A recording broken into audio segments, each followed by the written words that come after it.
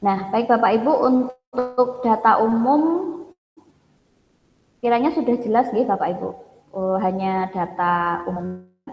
Kemudian yang selanjutnya di sheet ASCII UP. Nah, ini Bapak Ibu. Nah, Bapak Ibu harus pastikan ini bahwa Bapak Ibu juga masih mengelola arsip konvensional. Oke. Jadi ini dipilih iya. Kemudian unit pengolah menciptakan dan mengelola arsip sepenuhnya konvensional. Nah, ini Bapak Ibu sudah menggunakan Serikandi untuk Kabupaten Semarang, maka ini dipilih tidak.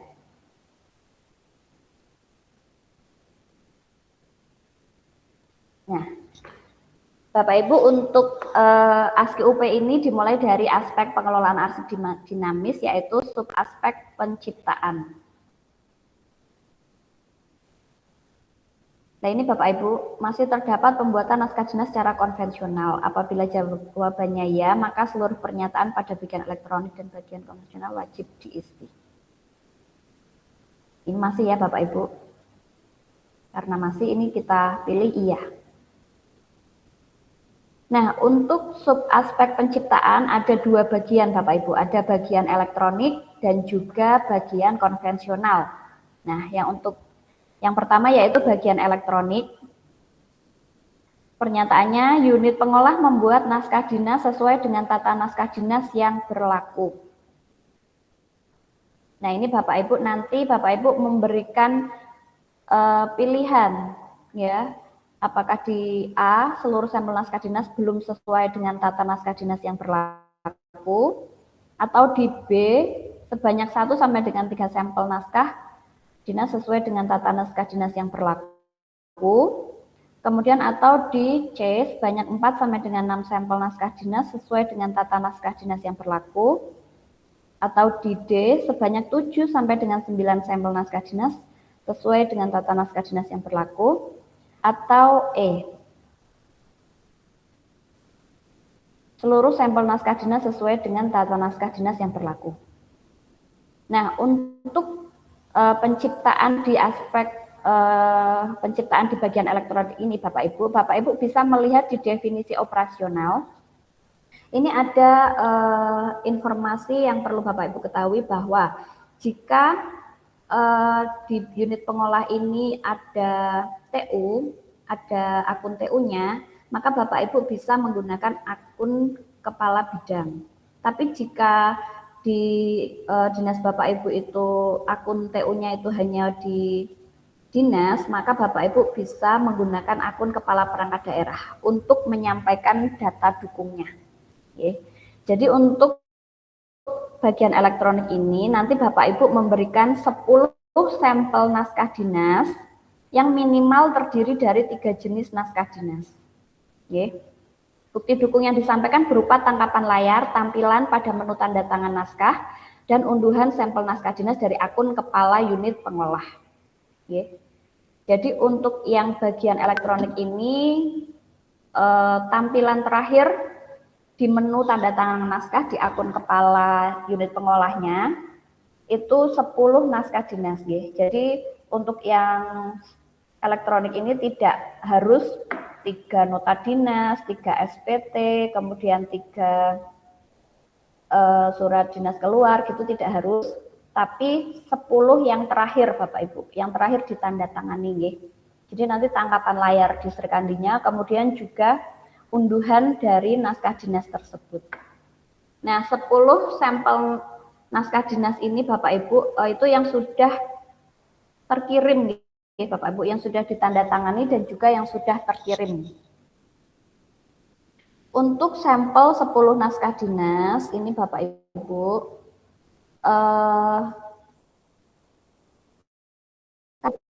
menciptakan naskah dinas khas seperti STTPL atau produk hukum gitu itu nanti bisa jadi mungkin bisa 9 yang dari Serikandi yang terakhir, kemudian yang satunya adalah naskah dinas khas. Namun jika tidak menghasilkan, maka 10 naskah dinas itu semua yang dari Serikandi itu yang terakhir. Itu Bapak Ibu. Kemudian yang nomor 2, pimpinan unit pengolah menandatangani naskah dinas yang dibuat oleh unit pengolah menggunakan tanda tangan elektronik terverifikasi. Nah, ini juga di unit pengolah itu melakukan tanda tangan, misalkan kepala bidangnya itu juga tanda tangan naskah, itu Bapak Ibu bisa menggunakan akun kepala bidang.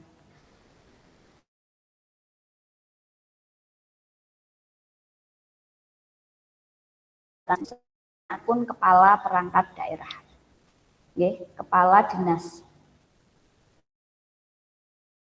Juga 10 sampel naskah yang dibutuhkan data dukungnya Bapak Ibu 10 sampel naskah dinas yang minimal terdiri dari 3 jenis naskah dinas.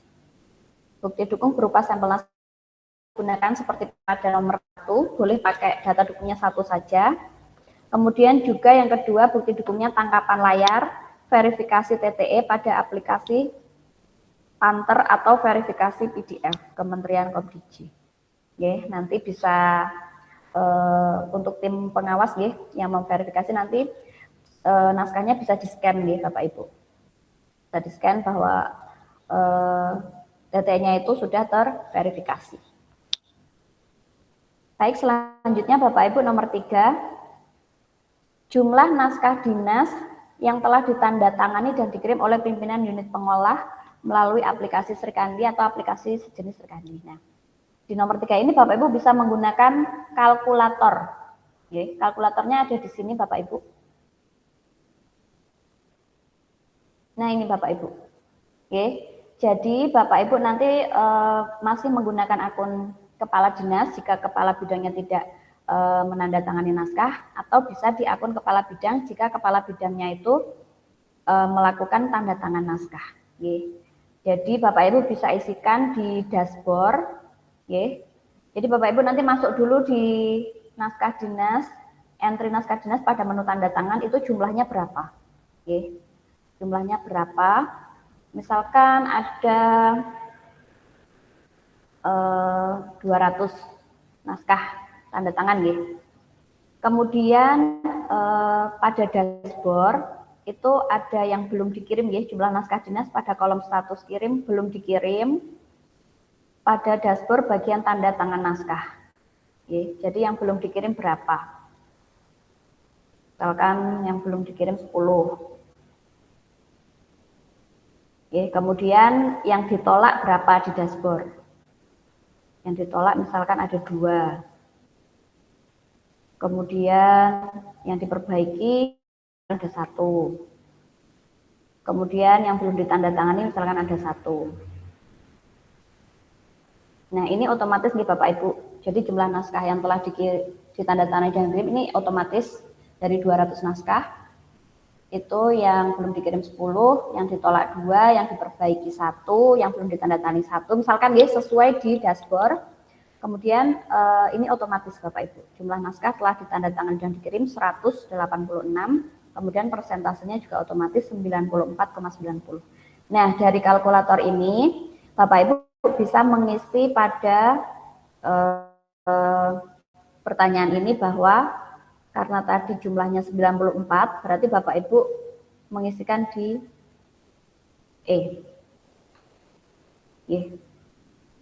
terdapat lebih dari 90 sampai dengan 100 naskah dinas yang ditandatangani dan dikirim melalui aplikasi Srikandi. Yang tadi juga Bapak Ibu isi Bapak Ibu. Misalkan tadi pertanyaan yang tadi yang ini ada pertanyaannya, berapa yang sudah verifikasi. Misalkan seluruh sampel, berarti kita isi bahwa seluruh sampel sudah terverifikasi. Ini juga sama, diisi Bapak Ibu. Kemudian yang selanjutnya, jumlah naskah dinas yang telah ditindaklanjuti oleh pimpinan unit pengolah melalui aplikasi Srikandi atau aplikasi sejenis Srikandi. Nah, ini Bapak Ibu juga menggunakan kalkulator. Nah, ini masih sama Bapak Ibu di akun kepala dinas atau di akun kepala bidang. Jadi Bapak Ibu mengisi dulu jumlah entry naskah dinas pada menu daftar naskah masuk. Untuk kepala bidang itu biasanya mendapat disposisi ya Bapak Ibu kalau menggunakan akun kepala bidang. Nah, disposisi itu adalah bagian dari naskah masuk. Ya Bapak Ibu. Misalkan jumlah naskah masuk yang ada 50. Kemudian yang belum ditindaklanjuti ada berapa? Itu di dashboard Sri Kandi juga ada nih Bapak Ibu di akun kepala. Itu kita lihat dulu naskah masuknya ada berapa pada menu daftar naskah masuk. Kemudian Bapak Ibu melihat di dashboard yang belum ditindaklanjuti ada berapa. Misalkan yang belum ditindaklanjuti 5. Jadi yang telah ditindaklanjuti hanya 45, jadi persentase naskahnya 90%. Oke. Kalau 90% pas Bapak Ibu, maka Bapak Ibu mengisinya di poin D. Oke. Lebih dari 70 sampai dengan 90%. Karena kalau yang di E ini terdapat lebih dari 90%. Jika lebih dari 90% sampai dengan 100 baru nanti di poin E. Baik, selanjutnya. Nah, sekarang di bagian konvensional. Di bagian konvensional, Bapak Ibu, pembuatan naskah dinas sesuai dengan tata naskah dinas yang berlaku. Nah, ini Bapak Ibu nanti untuk yang konvensional, sampelnya itu sama 10, itu tapi harus ada ini Bapak Ibu, harus dari surat perintah minimal 3, kemudian surat dinas keluar minimal 3, kemudian nota dinas minimal 3, dan 1 naskah dinas khas yang tadi saya jelaskan. Nah, apabila di unit pengolah tersebut tidak menggunakan naskah dinas khas, maka Bapak Ibu nanti yang 1 ini nanti bisa nota dinasnya yang 4, kemudian surat dinas dan surat perintahnya yang 3, atau mungkin surat dinasnya yang 4, nanti nota dinas dan surat perintahnya masih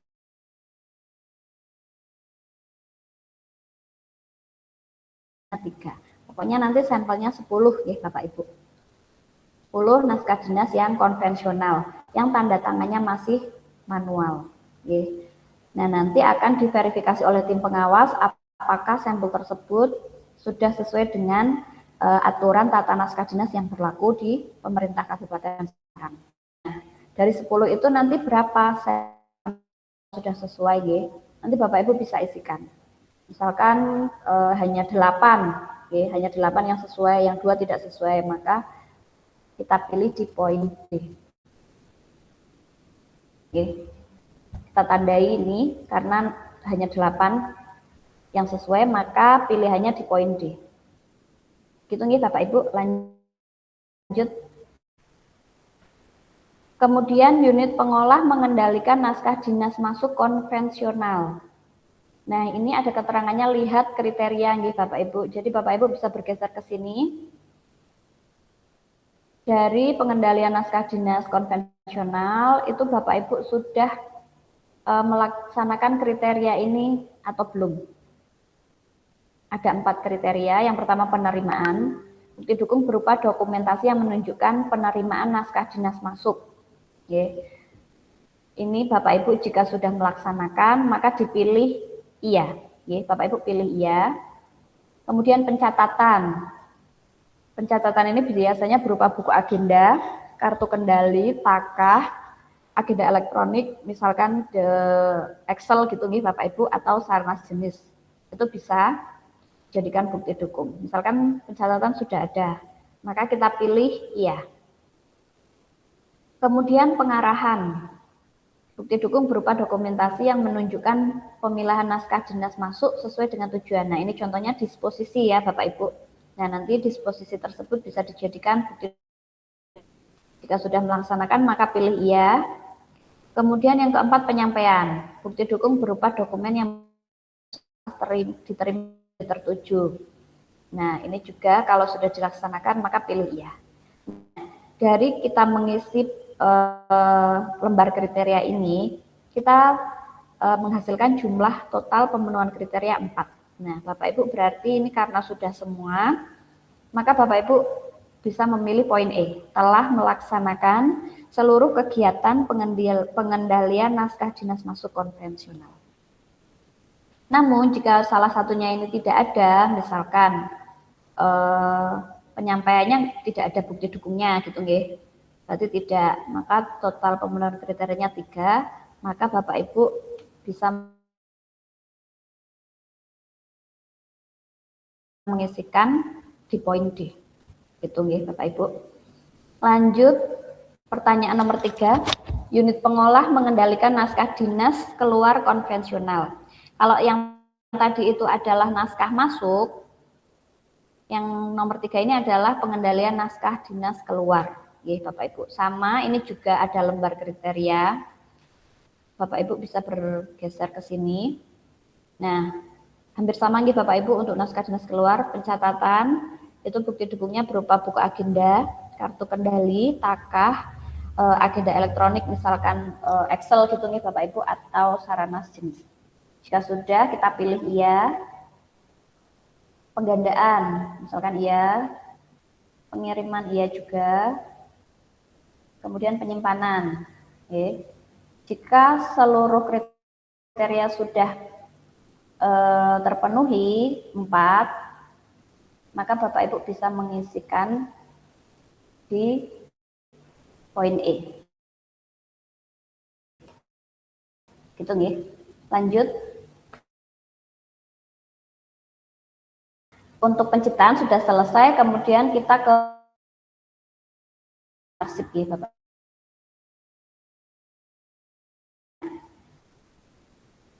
Yang satu pertanyaan, kemudian yang bagian konvensional juga satu. Oke.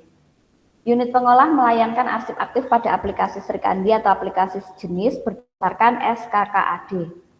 Oke. Ini ada beberapa pilihan, belum terdaftar. Nah, bukti dukungnya itu daftar arsip aktif Bapak Ibu. Oke. Jadi kalau belum terdapat daftar arsip aktif, maka bisa di poin A, atau terdapat daftar arsip aktif untuk kegiatan layanan hanya daftar saja, maka bisa di poin B. Kemudian C, terdapat daftar arsip aktif untuk kegiatan layanan arsip aktif berdasarkan SKKAD. Di daftar arsipnya sudah ada SKKAD, maka bisa di poin C. Kemudian terdapat daftar arsip aktif untuk kegiatan layanan arsip aktif berdasarkan SKKAD dan sarana pencatatan. Nah, ini sudah ada daftarnya, sudah ada kolom SKKAD-nya, kemudian juga sudah ada sarana, belum ada yang pinjam, masih kosong. Ini bisa diisi di poin D. Kemudian yang E, terdapat daftar arsip aktif untuk kegiatan layanan arsip aktif berdasarkan SKKAD dan melaksanakan layanan yang dicatat pada sarana pencatatan layanan arsip yang tersedia. Jadi sudah ada daftarnya ada kolom SKKAD-nya, kemudian sudah ada yang pinjam di sarana pencatatan. Nah, ini baru bisa di poin E.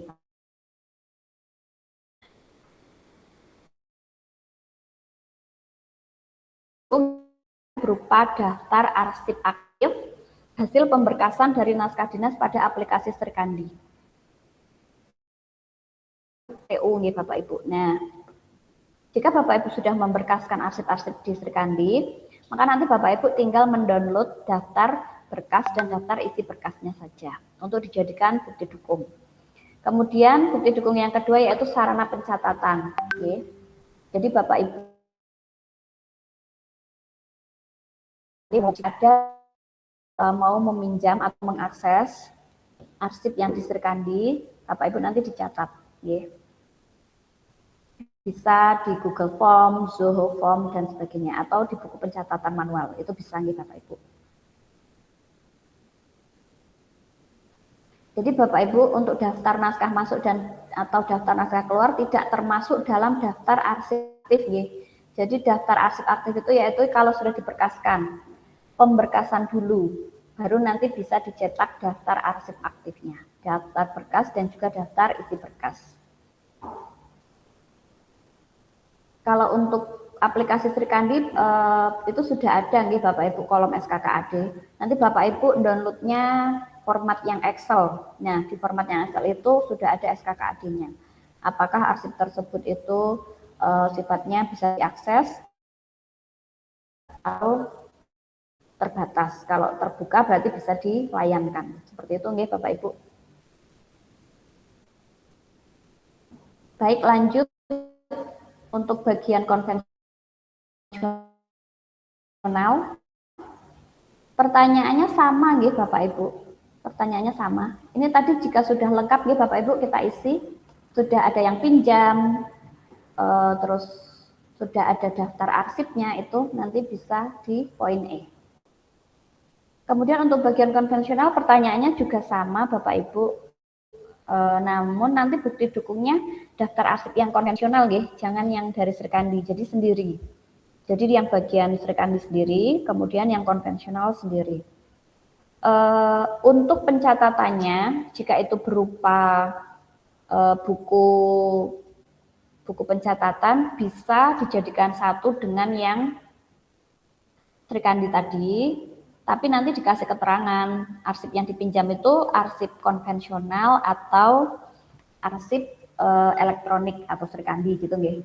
Jadi kalau misalkan adanya buku pinjam itu bisa nggih Bapak Ibu dijadikan satu bukti dukungnya dengan yang bagian elektronik tadi, ada keterangan, dikasih keterangan bahwa arsip tersebut yang dipinjam itu arsip elektronik atau arsip konvensional, seperti itu.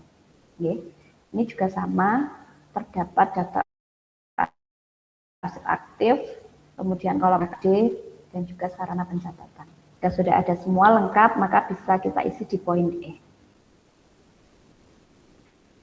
Kemudian yang selanjutnya Bapak Ibu di sub aspek pemeliharaan. Ini juga ada dua, bagian elektronik dan juga bagian konvensional. Di bagian elektronik ini, pertanyaannya yaitu unit pengolah memberkaskan arsip aktif pada aplikasi Serkandi atau aplikasi sejenis Serkandi. Nah ini Bapak Ibu. Ini juga definisi operasionalnya sama nih Bapak Ibu. Jika di unit pengolah tersebut itu ada akun TU, itu nanti Bapak Ibu bisa pakai akun TU bidang atau unit pengolah. Jika di bidang itu tidak ada akun TU-nya, tidak bisa memberkaskan, maka bisa menggunakan akun kepala dinas, akun TU dinas.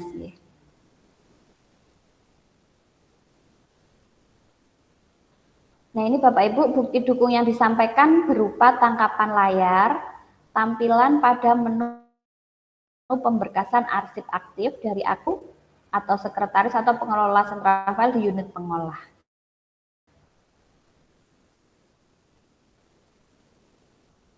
Bapak Ibu bisa melihat di pernyataan-pernyataannya, jika di unit pengolah Bapak Ibu belum melaksanakan pemberkasan sama sekali, maka bisa di poin A.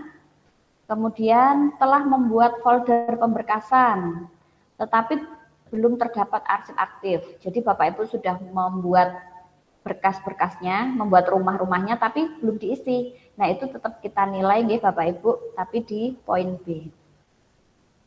Kemudian atau di poin C, telah melaksanakan pemberkasan pada aplikasi Serkandi terhadap naskah masuk atau naskah keluar.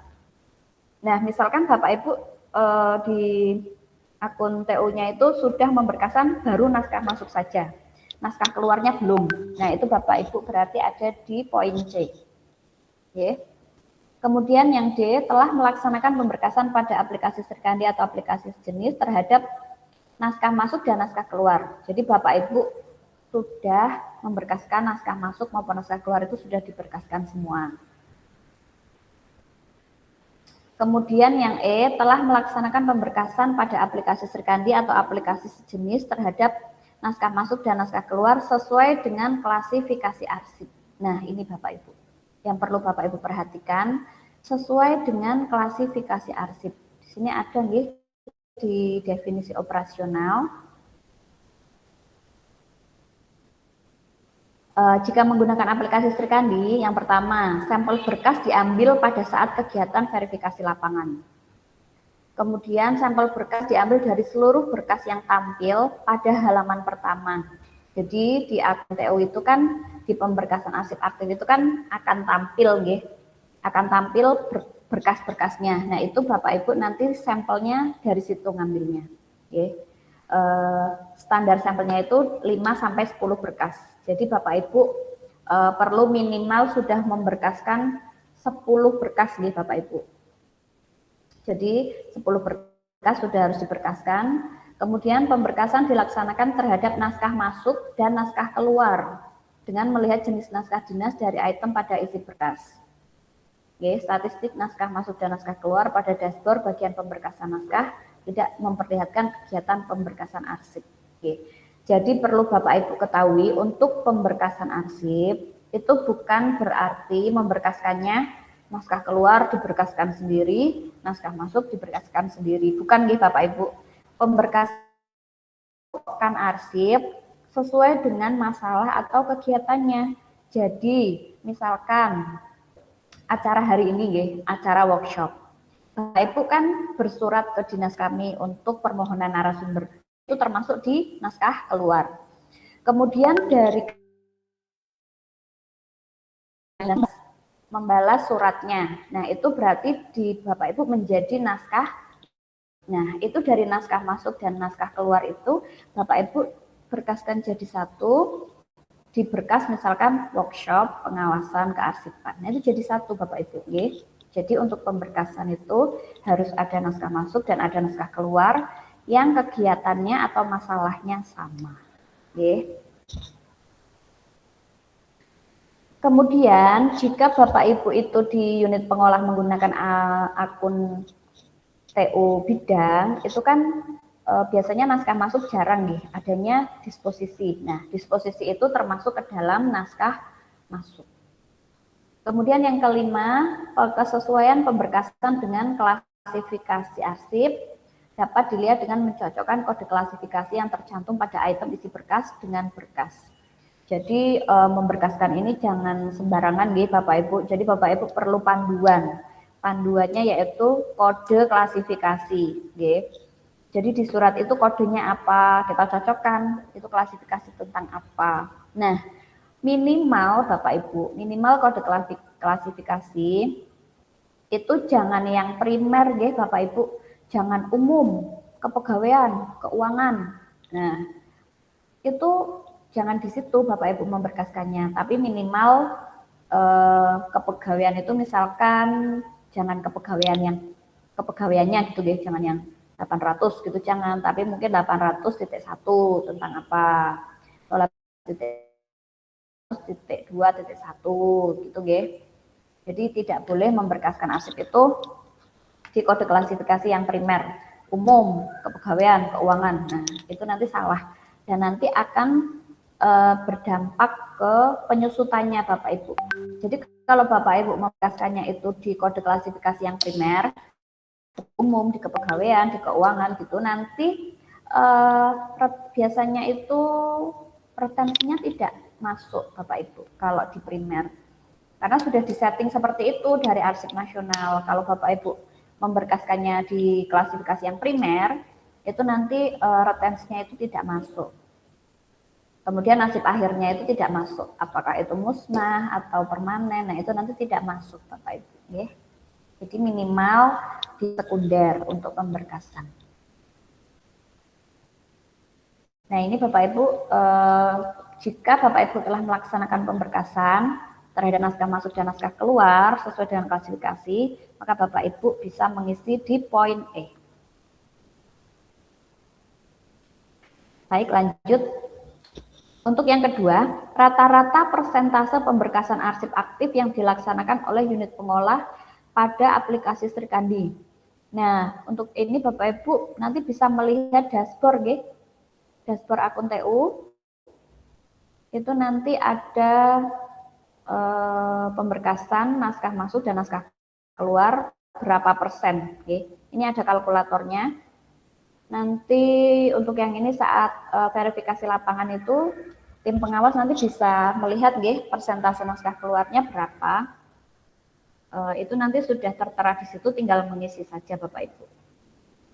Misalkan persentase naskah keluar yang sudah diberkaskan itu 6,15% misalkan. Kemudian naskah masuknya itu 39,18%. Maka ini nanti terisi otomatis menjadi 22,67%. Nah, dari persentase ini 22,67%, ini Bapak Ibu nanti berarti kalau baru 20%, Bapak Ibu nanti mengisinya di poin B. Oke. Kemudian lanjut, unit pengolah menyusun dan menyampaikan daftar arsip aktif pada aplikasi Srikandi kepada unit kearsipan. Nah, ini Bapak Ibu. Jadi nanti bukti dukungnya Bapak Ibu, bukti dukung yang disampaikan berupa daftar arsip aktif hasil pemberkasan dari naskah dinas pada aplikasi Srikandi. Kemudian nanti dibuatkan seperti nota dinas gitu Bapak Ibu atau naskah dinas internal tentang penyampaian daftar arsip aktif. Jadi nanti Bapak Ibu membuat nota dinas, isinya menyampaikan bahwa di unit pengolah Bapak Ibu sudah terdapat daftar arsip ini, gitu nggih, disampaikan kepada unit kearsipan. Jadi nanti dari bidang menyampaikan ke sekretariat selaku unit kearsipan.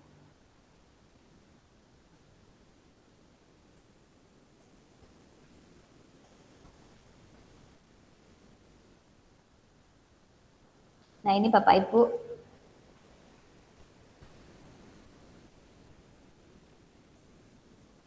rutinitas dilihat dalam kurun waktu 2 tahun terakhir dari tahun pengawasan.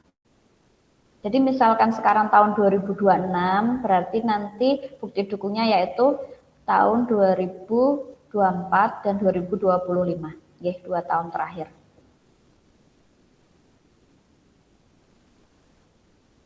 Ini Bapak Ibu, jika belum menyusun daftar arsip aktif, maka di poin A. Jika telah menyusun daftar arsip tetapi belum sesuai ketentuan, nah ini ya Ibu, ketentuannya ada di sini. Format pada daftar arsip aktif sekurang-kurangnya meliputi unit pengolah, nomor berkas, kode klasifikasi, uraian informasi, kurun waktu, jumlah keterangan. Kalau daftar isi berkas, nomor item arsip, kode klasifikasi, uraian informasi, tanggal, jumlah keterangan. Oke. Kalau Bapak Ibu menggunakan aplikasi Srikandi, saya rasa sudah sesuai formatnya. Kalau menggunakan aplikasi Srikandi itu pasti sudah sesuai. Nah, ini Bapak Ibu. Jika Bapak Ibu telah menyusun daftar arsip aktif yang terdiri dari daftar berkas dan daftar isi berkas, sesuai ketentuan ini Bapak Ibu bisa ada di poin C. Kemudian telah menyusun daftar arsip aktif yang terdiri dari daftar berkas dan daftar isi berkas sesuai ketentuan, tetapi belum menyampaikan kepada unit kearsipan secara rutin. Rutin itu berarti minimal 2 kali, Bapak Ibu. Misalkan dari tahun 2024 sekali, 2025 sekali. Nah, itu berarti bisa secara rutin, itu bisa di poin D.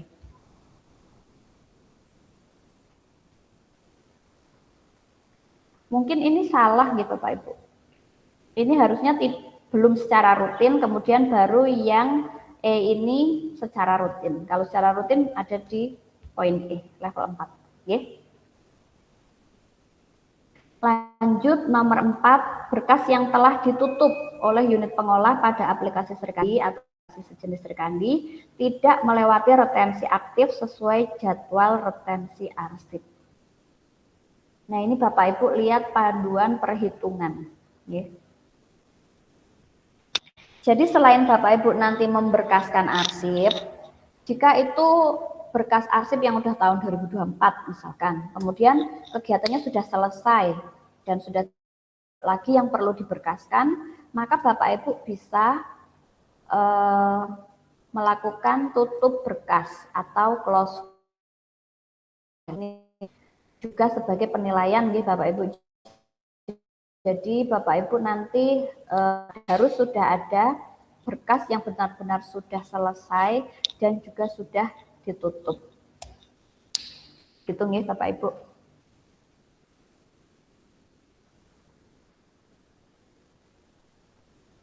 Nah, ini jika belum terdapat berkas yang ditutup, maka Bapak Ibu milih poin A.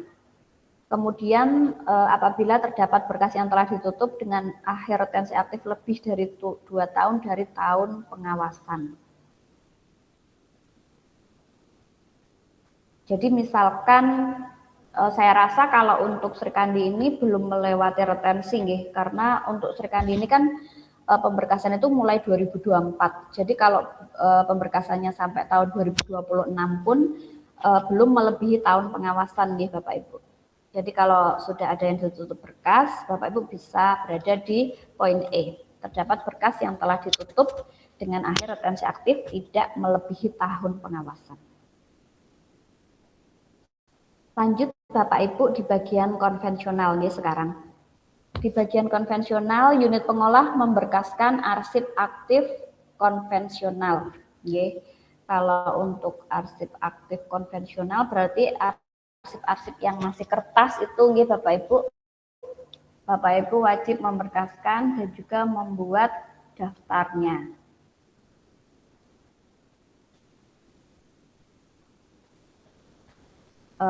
Kita lihat di definisi operasional, bukti dukung yang disampaikan berupa yang pertama, dokumen yang menunjukkan rencana pemberkasan sesuai definisi rencana pemberkasan, atau yang kedua dokumentasi pelaksanaan pemberkasan dengan menunjukkan isi naskah dinas yang diberkaskan, kemudian daftar arsip aktif hasil pemberkasan.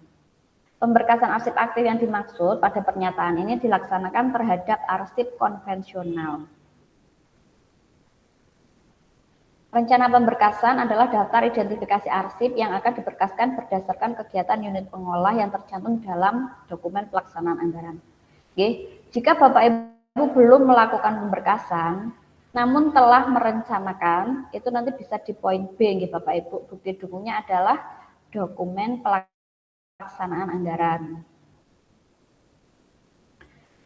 Kemudian jika sudah memberkaskan, kesesuaian pemberkasan dengan klasifikasi arsip dapat dilihat dengan mencocokkan kode klasifikasi yang tercantum pada item isi berkas dengan berkas serta kebijakan klasifikasi arsip yang berlaku.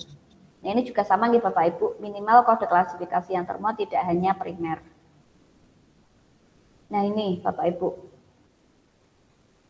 Ya, jika Bapak Ibu sudah melaksanakan pemberkasan terhadap arsip yang dibuat atau yang diterima. Sama nih Bapak Ibu, sama dengan yang tadi, naskah masuk dan naskah keluar.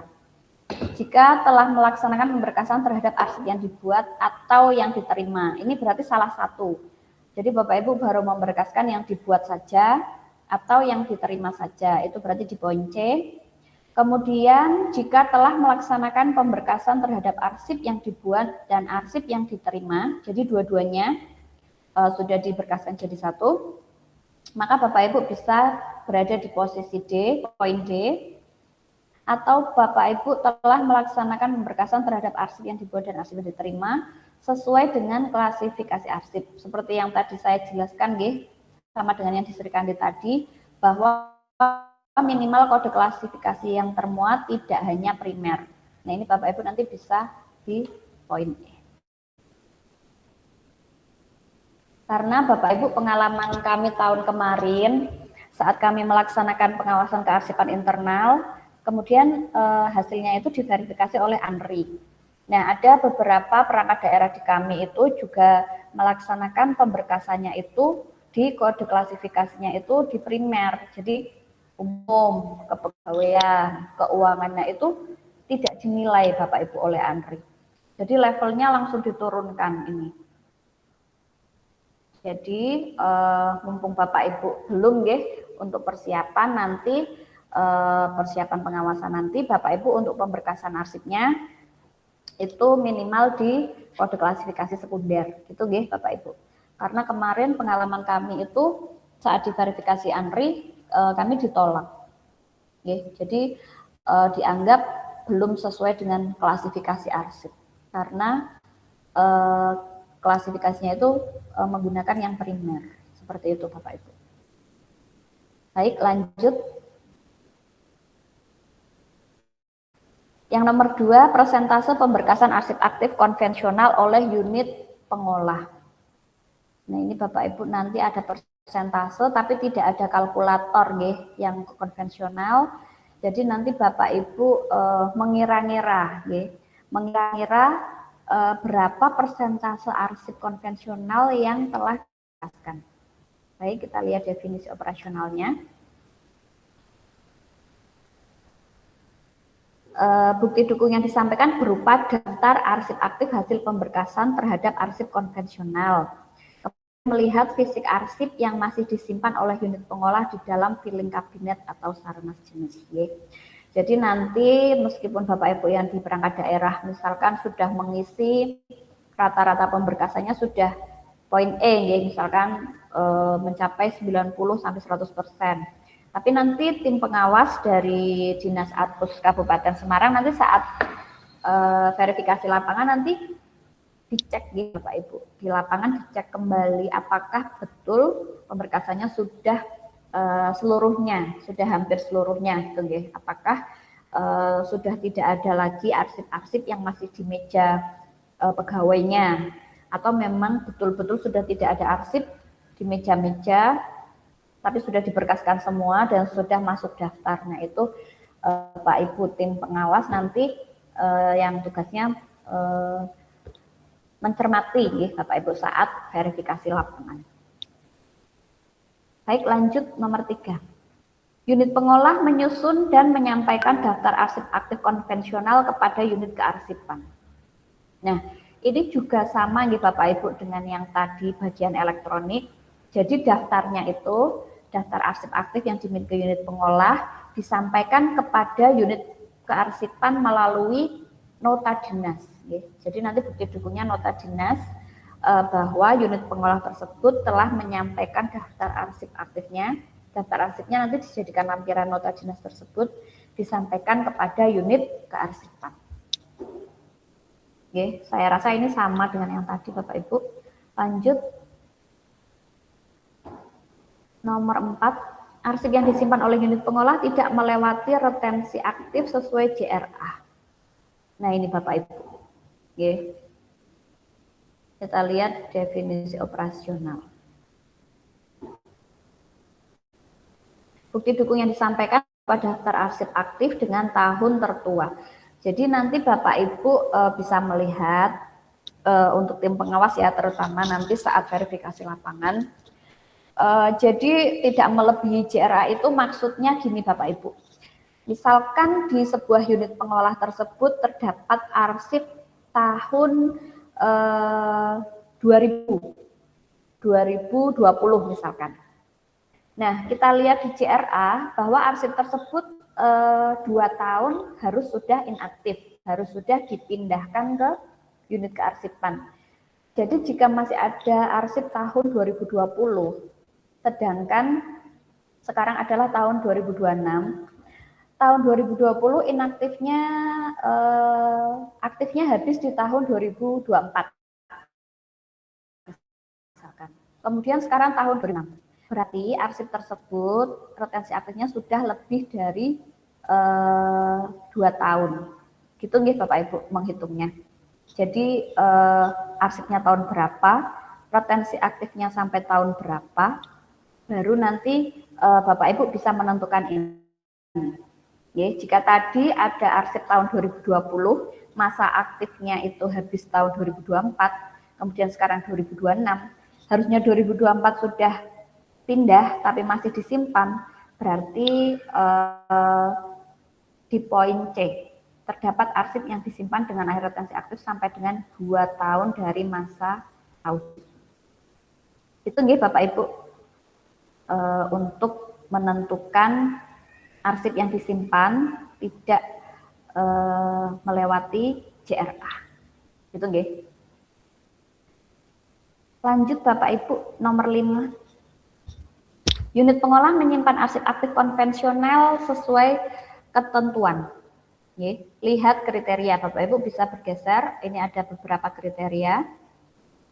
Penyimpanan arsip aktif konvensional yang sesuai adalah, ini bukti dukungnya berupa dokumentasi penyimpanan arsip aktif konvensional menggunakan folder, diberi guide atau sekat dan diletakkan di dalam filing kabinet. Jadi nanti Bapak Ibu bukti dukungnya foto filing kabinetnya saat tertutup, kemudian kabinetnya dibuka, kemudian juga difoto, ya.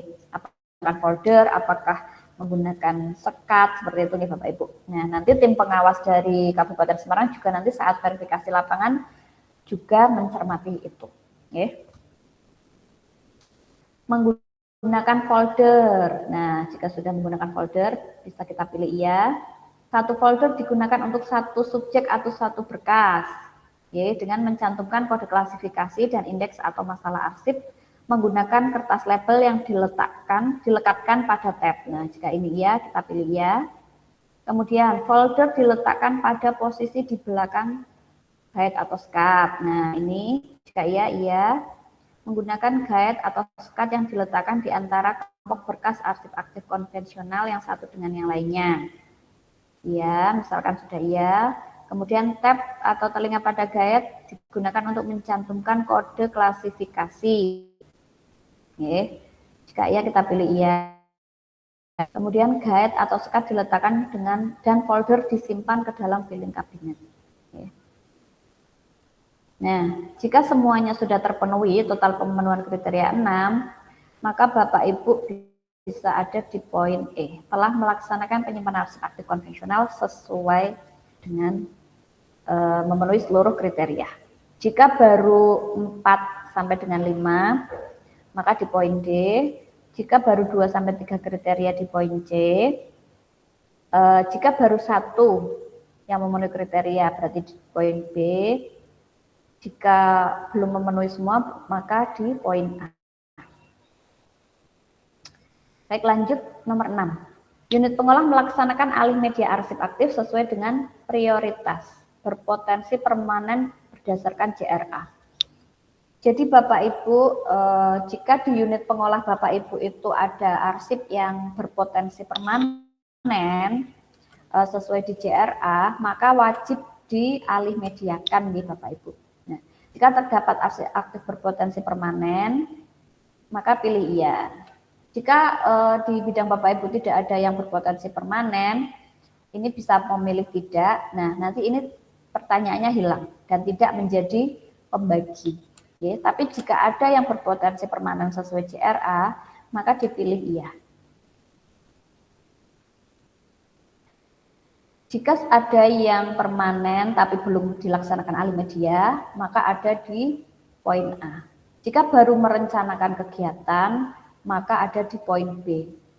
Jika melaksanakan alih media memenuhi beberapa 1 sampai 2 kriteria, maka di poin C. Jika melaksanakan alih media memenuhi 3 sampai 4 kriteria, maka di poin D. Jika melaksanakan alih media sesuai dengan seluruh ketentuan, seluruh kriteria, maka ada di poin E. Nah, kriterianya Bapak Ibu ini ada ini. Yang pertama, arsip aktif yang telah dialih media tetap disimpan di unit pengolah. Pembuktian dapat dilaksanakan pada saat verifikasi lapangan dengan melihat arsip yang tercantum pada daftar arsip aktif alih media. Jadi nanti tugasnya tim pengawas ini, jika Bapak Ibu di perangkat daerah sudah menyatakan iya, nanti Bapak Ibu tim pengawas membuktikan saat verifikasi lapangan. Apakah arsip yang telah dialih media itu masih disimpan di UP.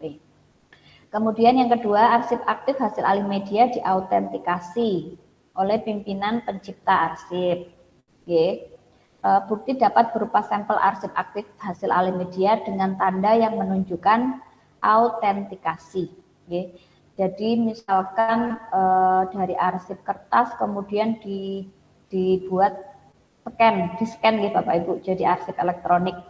Nah, itu nanti hasil scan-nya itu harus ada tanda yang menunjukkan autentikasinya. Menunjukkan bahwa arsip tersebut itu adalah asli, gitu nggih Bapak Ibu. Kemudian yang ketiga, pembuatan berita acara alih media. Nah, berita acara alih media ini Bapak Ibu harus memenuhi ada waktu pelaksanaan. Kemudian juga ada tempat pelaksanaan. Kemudian juga jenis medianya apa. Kemudian jumlah arsip yang dialih mediakan itu berapa. Kemudian proses alih medianya itu apa?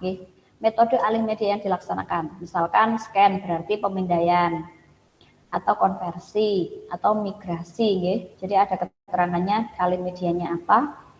Kemudian pelaksana, petugas yang melaksanakan alih media itu siapa? Juga ditandatangani oleh pimpinan unit pengolah. Berarti adalah kepala bidang. Itu Bapak Ibu. Jika pembuatan berita acara ini sudah memenuhi seluruh kriteria, maka ini otomatis Bapak Ibu. Jadi iya. Kemudian pembuatan daftar arsip aktif. Nah, daftarnya itu selain berita acara juga ada daftarnya yang memuat unit pengolahnya, berarti nama unit pengolahnya. Kemudian nomor urut, kemudian jenis arsip, kemudian jumlah arsip yang dialih media. Ini kolom-kolomnya Bapak Ibu.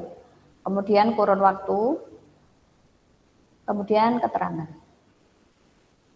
Nah, jika sudah memenuhi total pemenuhan kriteria 4, maka Bapak Ibu bisa mengisikan di poin ini telah memenuhi seluruh kriteria. Baik, lanjut. Nomor 7, unit pengolah mengelola arsip vital. Ini juga sama, terdapat arsip vital di unit pengolah. Jika Bapak Ibu mempunyai arsip vital di unit pengolahnya, maka pilih iya. Jika tidak memiliki, maka pilih tidak, dan nanti pertanyaannya hilang, tidak menjadi pembagi.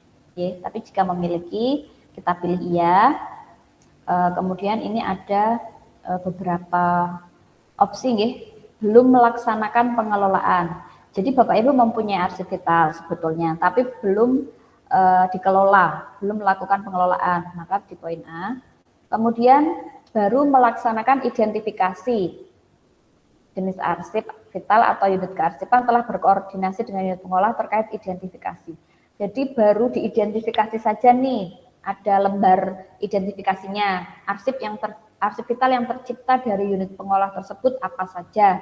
Nah, itu baru ada identifikasi, maka di poin B. Kemudian melaksanakan pengelolaan arsip vital dengan memenuhi kriteria. Nah, ini baru kita lihat kriterianya Bapak Ibu. Jika sudah diidentifikasi, kemudian sudah dikelola seperti menyusun daftar arsip vital, kemudian daftar arsip vital yang disusun sudah sesuai ketentuan. Untuk format data arsip vital nanti Bapak Ibu bisa melihat di perbubnya mungkin di perbub pengelolaan arsip dinamis itu pasti nanti ada format daftar arsip vital seperti apa. Kemudian arsip vital telah diberkaskan. Pembuktian dapat dilaksanakan pada saat verifikasi lapangan dengan melihat arsip yang tercantum pada daftar arsip vital telah diberkaskan. Kemudian penerapan metode perlindungan. Nah, ini Bapak Ibu. Untuk metode perlindungan,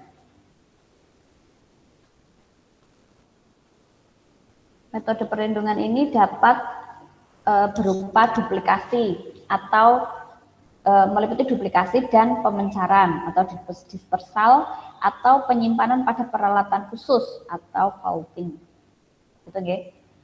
Jika sudah memenuhi seluruh kriteria, maka Bapak Ibu bisa mengisi pada poin E. Baik, lanjut. Subaspek penyusutan. Nah, bagian elektronik. Unit pengolah memindahkan arsip inaktif hasil pemberkasan pada aplikasi Srikandi atau aplikasi sejenis. Nah, ini Bapak Ibu, kalau tahun kemarin di provinsi Bapak Ibu, arahan dari ANRI untuk bagian elektronik ini karena kita belum melaksanakan karena kan kami Srikandi itu di provinsi tahun 2024 jadi untuk tahun 2025 itu arsipnya masih aktif. Jadi belum bisa dipindahkan, belum bisa disusutkan. Jadi oleh ANRI disepakati bahwa untuk subaspek penyusutan bagian elektronik ini tidak menjadi pembagi Bapak Ibu. Jadi Bapak Ibu bisa mengisi di sini, tapi nanti ini tidak menjadi pembagi. Jadi nanti meskipun belum, tetap nanti tidak mempengaruhi gitu nggih Bapak Ibu untuk subaspek penyusutan bagian elektronik. Dan saya rasa tahun ini pun juga belum nggih, belum dilakukan untuk penyusutan di aplikasi Serkandi.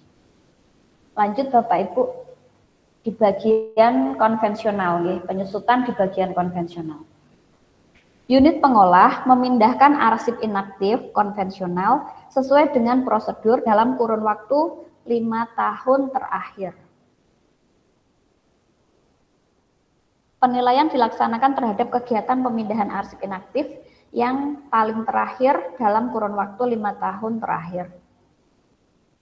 Nah, ini Bapak Ibu, karena ini tahun 2026 nggih, berarti nanti mulai tahun 2021, 22, 23, 24, 25 nggih. Karena untuk pengawasnya 2026 maka 5 tahun terakhir ke belakangnya itu nanti berarti 2025, 2024, 2023, 2022, 2021 nggih. Untuk pemindahan arsip itu harus memenuhi kriteria penyeleksian arsip inaktif konvensional sesuai JRA. Bukti dukung berupa dokumen atau notula yang menunjukkan kegiatan penyeleksian arsip inaktif konvensional sesuai JRA. Kemudian kriteria yang selanjutnya, penyusunan daftar arsip inaktif yang dipindahkan berupa daftar berkas dan daftar isi berkas. Oke. Jadi untuk pemindahan itu selain berita acara juga daftar arsip inaktif di Bapak Ibu. Bukti dukung berupa yang dipindahkan yang berupa daftar berkas dan daftar isi berkas. Kemudian arsip inaktif yang dipindahkan ditata dengan memperhatikan bentuk dan media arsip. Oke. Bukti dukung berupa dokumentasi yang menunjukkan arsip inaktif yang dipindahkan ditata dengan memperhatikan bentuk dan media arsip. Jadi apakah arsip itu arsip konvensionalnya itu kertas atau foto gitu nih Bapak Ibu, memperhatikan bentuk dan media. Kemudian berita acara pemindahan arsip inaktif ditandatangani oleh pimpinan unit kearsipan dan unit pengolah. Jadi nanti saat memindahkan Bapak Ibu membuat berita acara yang ditandatangani oleh pimpinan unit kearsipan dan unit pengolah. Kemudian yang kelima, daftar arsip inaktif yang dipindahkan sebagai lampiran dari berita acara ditandatangani oleh pimpinan unit kearsipan dan pimpinan unit pengolah. Jadi tidak hanya berita acaranya saja yang ditandatangani, tapi daftarnya juga ditandatangani kedua belah pihak, Bapak Ibu. Jadi pimpinan unit kearsipan itu berarti sekretaris, kemudian pimpinan unit pengolahnya yaitu kepala bidang. Jika seluruh kriterianya sudah terpenuhi, maka Bapak Ibu bisa berada di poin E, telah melaksanakan pemindahan arsip inaktif konvensional dengan memenuhi seluruh prosedur dalam kurun waktu 5 tahun terakhir. Nah, Bapak Ibu, yang kedua yaitu intensitas. Intensitas pemindahan arsip inaktif konvensional oleh unit pengolah dalam kurun waktu 5 tahun terakhir. Jadi seperti yang tadi saya sampaikan di Bapak Ibu, jadi nanti hitungannya mulai tahun 2021 yang dinilai. Jadi 21, 22, 23, 24, 25. Oke. Jika 5 tahun itu dalam 5 tahun itu belum melaksanakan, maka di poin A. Jika dari 5 tahun itu baru sekali melakukan pemindahan, maka di poin B. Kemudian jika pemindahan itu 2 kali, maka di poin C. Jika sudah 3 kali, di poin D. Jika sudah 4 kali atau lebih, itu di poin E. Nah, perlu Bapak Ibu ketahui di definisi operasional nih Bapak Ibu. Bukti dukung berupa berita acara pemindahan arsip inaktif yang telah ditandatangani oleh pimpinan unit kearsipan dan pimpinan unit pengolah dalam kurun waktu 5 tahun terakhir. Jadi jika Bapak Ibu melaksanakan, misalkan melaksanakan 3 kali pemindahan, jadi nanti bukti dukungnya 3 kali itu, 3 berita acara dan juga 3 daftarnya. Itu nggih. Nah, ini ada keterangan Bapak Ibu untuk setiap tahun 1 kali kegiatan. Apabila setiap tahun melaksanakan lebih dari 1 pemindahan, maka hanya diambil 1. Jadi misalkan Bapak Ibu sudah melaksanakan 4 kali dalam kurun waktu 5 tahun terakhir, tapi yang tahun 2024 itu 2 kali. Nah, itu maka tetap dihitungnya yang 2024 hanya 1 kali. Jadi Bapak Ibu yang dinilai hanya 3 kali. Seperti itu nggih Bapak Ibu. Lanjut. Nah, sekarang sudah sampai di subaspek sumber daya kearsipan. Yang pertama subaspek sumber daya manusia kearsipan, yaitu ketersediaan arsiparis tersertifikasi pada unit pengolah. Nggih, Bapak Ibu. Jadi jika Bapak Ibu di unit pengolah di bidang itu belum ada arsiparis, maka diisi di poin A. Kemudian jika sudah mengusulkan pengadaan arsiparis, nah itu nanti mungkin bukti dukungnya bisa berupa peta jabatan gitu gitu Bapak Ibu. Peta jabatan bahwa di unit pengolah itu sebetulnya sudah mengusulkan gitu ada arsiparis. Nah ini bisa dinilai di poin B. Kemudian tidak tersedia arsiparis tetapi tersedia pengelola arsip yang ditetapkan melalui surat tugas atau surat keputusan. Nah, jika Bapak Ibu itu tidak ada arsiparis tapi ada pengelola, maka di poin C. Okay. Kemudian tersedia arsiparis pada unit pengolah tetapi belum terdapat arsiparis yang telah tersertifikasi. Misalkan sudah ada arsiparis ya, tapi belum tersertifikasi, maka di poin D. Kemudian tersedia arsiparis pada unit pengolah dan terdapat arsiparis yang telah tersertifikasi. Jadi jika arsiparis tersebut sudah tersertifikasi baru bisa di poin E.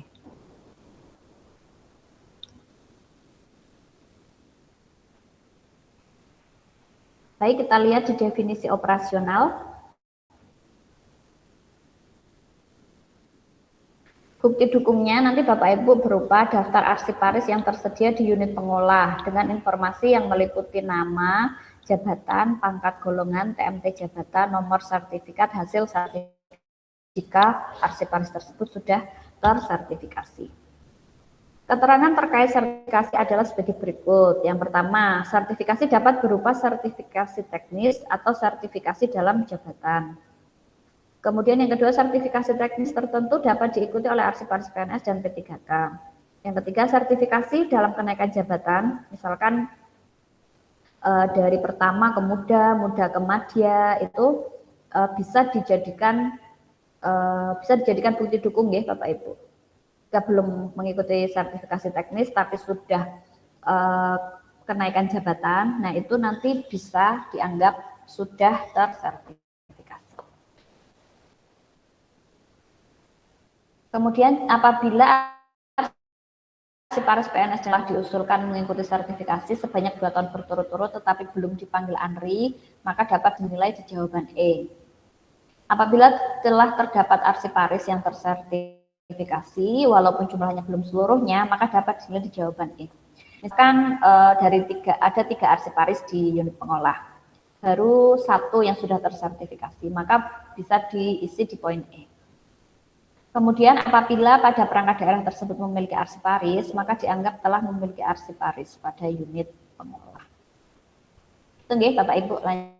Lanjut nomor 2. Jumlah arsiparis pada unit pengolah yang telah tersertifikasi. Jadi berapa jumlahnya, terus yang sudah tersertifikasi berapa? Itu nggih Bapak Ibu. Jika hanya 1 terus sudah tersertifikasi, maka poin E. Jika ada 2 arsiparis, yang 1 sudah tersertifikasi, yang 1 belum, berarti masuknya di poin D, sebagian arsiparis telah mengikuti dan lulus sertifikasi. Atau mungkin baru dalam proses. Ini di sini ada keterangannya Bapak Ibu.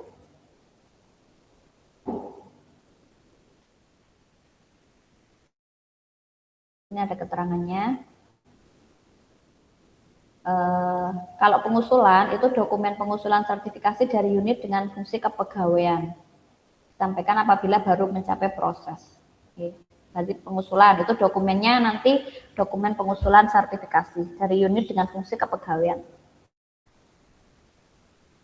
Kalau proses sertifikasi itu sudah ada surat tugasnya, itu nih Bapak Ibu bahwa sedang mengikuti. Kalau sudah lulus maka bukti dukungnya sertifikatnya. Baik, lanjut. Nah ini Bapak Ibu, ini kenapa kosong? Itu karena tadi kita sudah memiliki arsiparis nih Bapak Ibu. Nah, kalau kita tidak memiliki arsiparis, misalkan tidak tersedia arsiparis, ini maka yang ini kosong. Oke.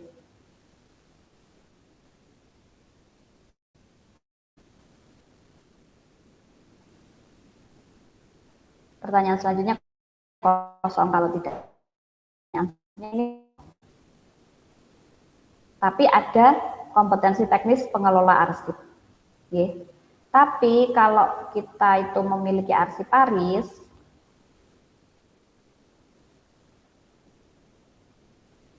maaf sebentar.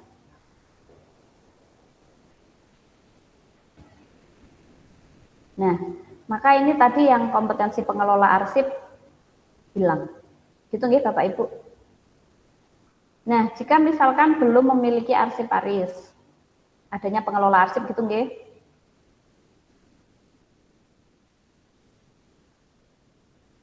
Maka ada pertanyaan tentang kompetensi teknis pengelola arsip. Nah, untuk kompetensi pengelola arsip ini Bapak Ibu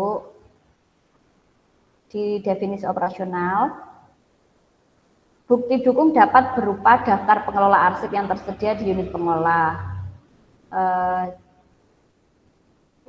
Kan pengelola arsip telah diusulkan untuk mengikuti kependidikan dan pelatihan, nggih. Misalkan pengelola arsipnya itu diusulkan ikut diklat. Itu bukti dukungnya dokumen pengusulan diklat dari fungsi kepegawaian. Kemudian bila pengelola arsip telah mendapatkan kepastian untuk mengikuti diklat, misalkan pengelola arsipnya sudah pasti nih, ini bukti dukungnya dokumen surat dinas yang menunjukkan pemanggilan peserta. Oke. Kemudian apabila sedang mengikuti diklat, nah itu bukti dukungnya surat perintah. Oke. Terus kemudian apabila mengikuti dan lulus, nah ini bukti dukungnya surat tanda tamat diklat. Oke. Pendidikan dan pelatihan yang diselenggarakan oleh penyelenggara selain ANRI wajib telah terakreditasi oleh ANRI. Jika Bapak Ibu mengikuti, saya tidak tahu ya untuk di BKPSDM Kabupaten Semarang sudah terakreditasi atau belum. Tapi kalau untuk BPSDM yang provinsi, jika Bapak Ibu ikut diklat di situ, itu bisa dijadikan bukti dukung karena sudah terakreditasi. Itu nih Bapak Ibu. Lanjut Bapak Ibu di sub aspek sarana dan prasarana. Yang pertama bagian konvensional. Untuk sarana prasarana ini hanya di bagian konvensional saja nih Bapak Ibu. Ketersediaan sarana penyimpanan arsip aktif konvensional kriteria. Nah ini Bapak Ibu bisa lihat di sini kriterianya. Bahan terbuat dari lembar kertas manila karton. Didukung berupa dokumentasi folder yang digunakan nih Bapak Ibu. Ini terkait dengan folder sebagai sarana penyimpanan arsipnya. Apakah terbuat dari lembar kertas manila karton, keadaan lembaran rata, tidak kaku, tidak berlubang, tidak kusut. Kemudian bentuk folder seperti map dengan tab atau telinga atau bagian menonjol di kanan atas yang berfungsi sebagai untuk menuliskan kode atau indeks. Kemudian ukuran folder sesuai dengan ketentuan. Gitu nggih. Kemudian guide-nya, bahannya terbuat dari kertas karton. keadaan lembaran rata, tidak kaku, terdapat gait primer, sekunder, tersier. Kemudian berbentuk 4 persegi panjang dan memiliki tab. Letak tab primer, tab sekunder, dan tab tersier pada masing-masing gait tidak saling menutup.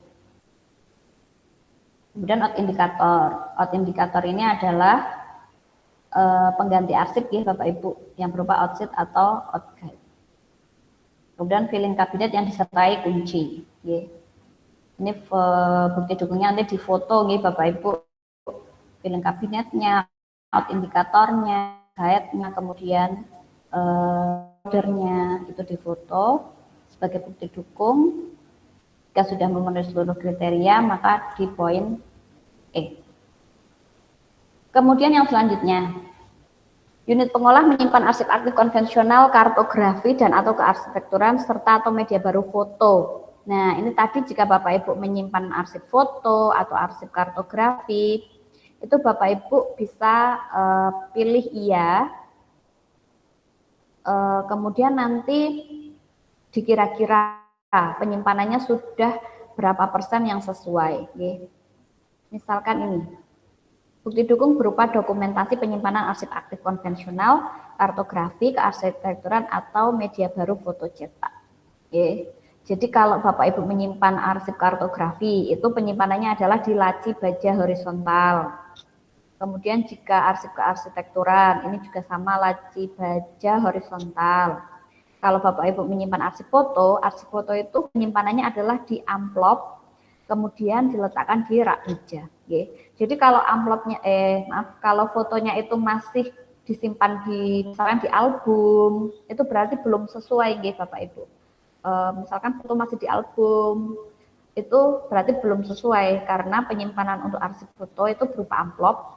Jadi masing-masing foto itu satu amplop, kemudian diletakkan pada rak baja. Itu nih Bapak Ibu. Karena ini tidak ada kalkulator, maka nanti Bapak Ibu bisa mengira-ngira berapa persen yang sudah penyimpanannya sudah sesuai. Selain arsip kertas nih. Tapi kalau Bapak Ibu tidak menyimpan arsip selain arsip konvensional kertas, maka ini bisa dipilih tidak dan nanti tidak menjadi pembagi. Nah, baik Bapak Ibu, untuk form ASCII UP sudah selesai. Setelah ini kita lanjut yang UK.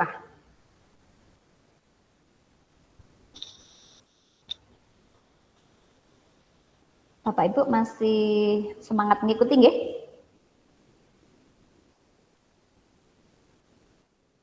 Bapak Ibu sebentar nggih, saya izin minum sebentar nggih Bapak Ibu.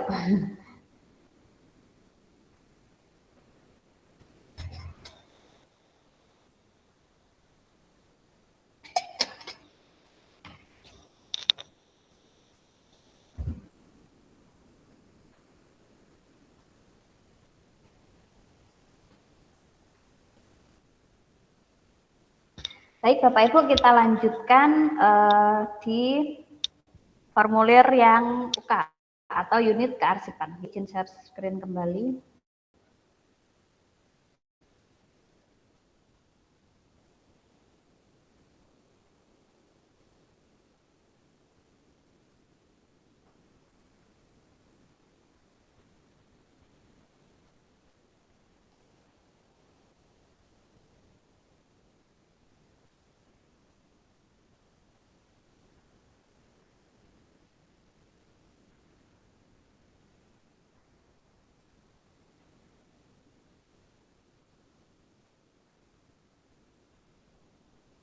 Sebentar ya Bapak Ibu, ini kok belum muncul.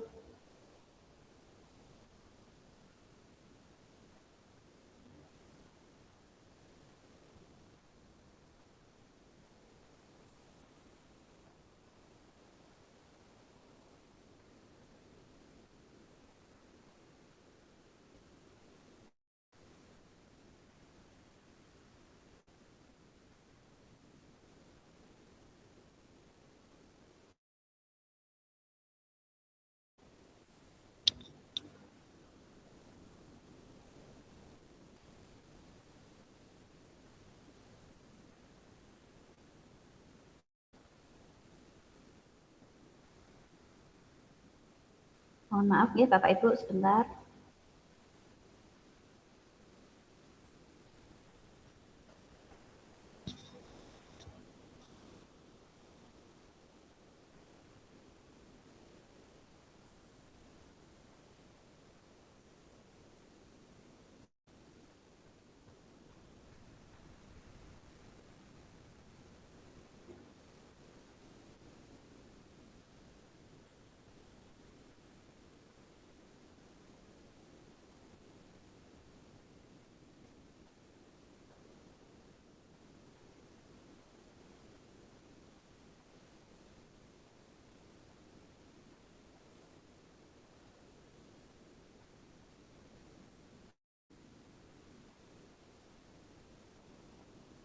Terlihat tidak nih Bapak Ibu?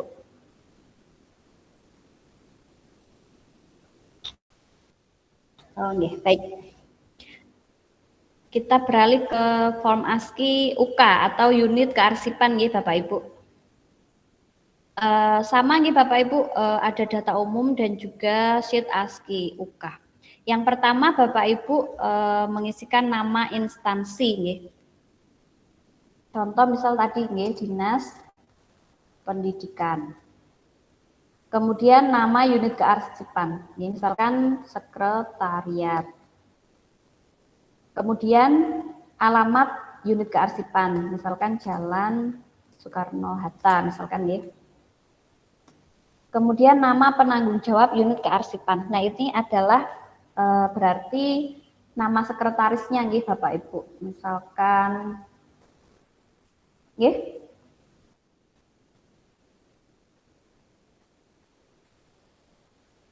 Oh, nggih maaf. Sebentar.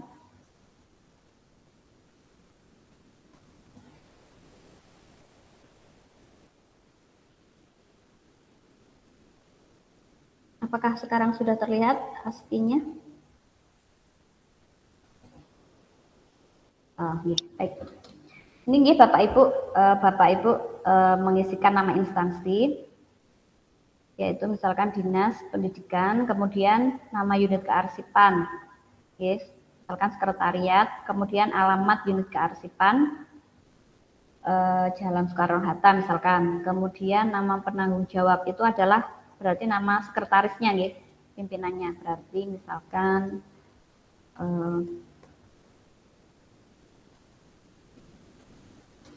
nih Bapak Ibu sekretarisnya. Kemudian jumlah arsiparis, ya, seperti tadi di ASCII UP, jumlah arsiparisnya ada berapa?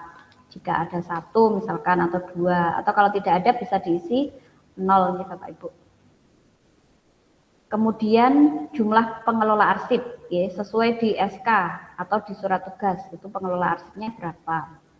Misalkan 2. Kemudian volume arsip inaktif. Kalau tadi itu volume arsip aktif, kalau di UK itu volume arsip inaktif. Jadi volume arsip yang ada di record center nih Bapak Ibu. Berapa? Misalkan ada 300 berkas.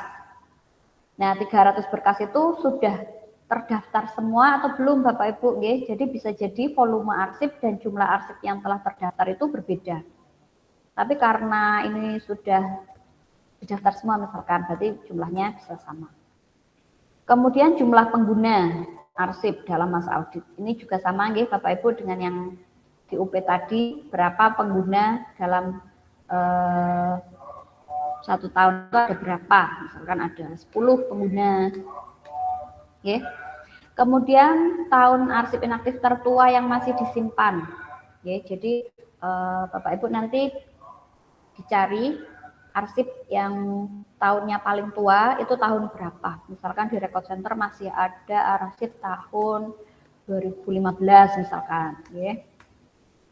Kemudian narah hubung, ini juga sama gitu Bapak Ibu, narah hubung itu nanti bisa arsiparis atau pengelola arsipnya. Ya. Jadi nanti untuk koordinasi, jika ada kurangan bukti dukung atau mau koordinasi itu nanti ditulis narah hubungnya, namanya, kemudian juga nomor HP-nya.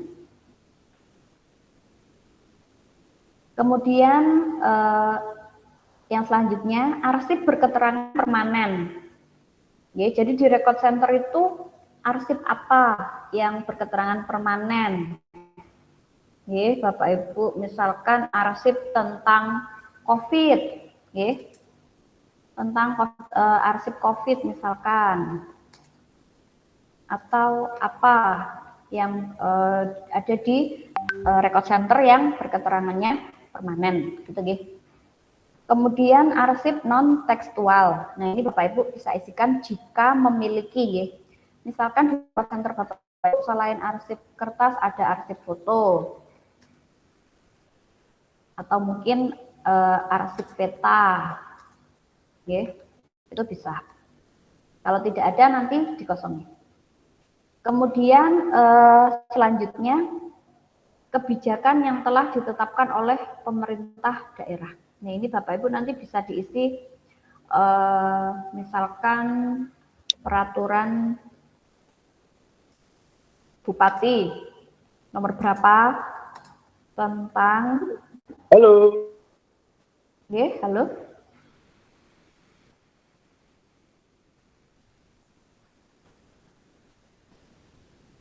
Apakah suara saya masih terdengar, Bapak Ibu? Masih. Oh iya. Baik. Kebijakan, misalkan peraturan bupati nomor berapa tentang tata naskah dinas, gitu nggih Bapak Ibu. Kemudian tentang klasifikasi arsip, itu nomor berapa, nanti Bapak Ibu bisa isikan. Kemudian tentang jadwal retensi arsip dan juga SKKAD. Jadi nanti Bapak Ibu bisa bisa berisi aturan terkait 4 pilar kearsipan, tata naskah, klasifikasi, JRA dan juga SKKAD. Bapak Ibu, kita lanjut di ASCII-nya. Karena waktunya hampir habis nih Bapak Ibu, ini saya akan cepat saja nih Bapak Ibu. Baik, yang pertama aspek pengelolaan arsip dinamis di sub-sub aspek pengendalian. Nih. Jadi di ASCII UK sudah tidak ada penciptaan karena memang fungsi di UK itu adalah hanya pengendalian saja. Oke, pengendalian naskah dinas masuk. Ini juga sama nih Bapak Ibu melihat kriteria dulu. Kalau sudah memenuhi seperti penerimaan naskah dinas masuk, pencatatan, kemudian pengarahan, kemudian penyampaian naskah dinas masuk, jika seluruhnya sudah terpenuhi, Bapak Ibu bisa mengisi di poin E. Itu nggih. Kemudian yang kedua, pengendalian naskah keluar. Jadi sama dengan yang tadi nomor 1, naskah dinas keluar itu ada sarana pencatatannya, kemudian gandaan, kemudian pengiriman, kemudian penyimpanan. Jika sudah terpenuhi semua, maka Bapak Ibu bisa pilih di poin E. Untuk diketahui bahwa di form ASCII UK ini adalah seluruhnya adalah konvensional nih Bapak Ibu. Jadi untuk ASCII UK ini pertanyaannya lebih sedikit karena sudah tidak ada yang bagian elektronik, bagian konvensional. Karena untuk UK itu kita masih menilai semuanya yang konvensional saja. Lanjut untuk subaspek penggunaan, ya. Subaspek penggunaan. Unit kearsipan melayangkan arsip inaktif berdasarkan KAD. Ini juga sama, pertanyaannya yang tadi, Pak Ibu, hanya bedanya kalau untuk yang di UK itu arsip yang dilayangkan adalah arsip inaktif, arsip yang ada di record center. Kemudian perbedaan yang selanjutnya yaitu tentang pengguna, ya Bapak Ibu. Kalau tadi di itu tidak ada frekuensi penggunanya, jadi misalkan baru 1 orang itu sudah tetap dinilai di poin E. Tapi kalau di UK itu ini Bapak Ibu, minimal terdapat 3 pengguna dalam kurun waktu 1 tahun terakhir.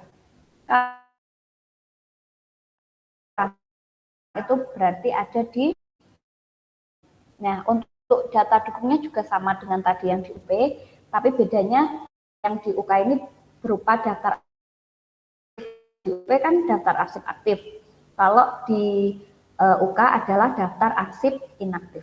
Kemudian untuk sarana pencatatannya juga sama, Bapak Ibu boleh menggunakan buku peminjaman, formulir peminjaman, atau apapun itu bukti bahwa ada arsip yang telah dipinjam. Itu nggih Bapak Ibu, lanjut. Kemudian di sub aspek pemeliharaan.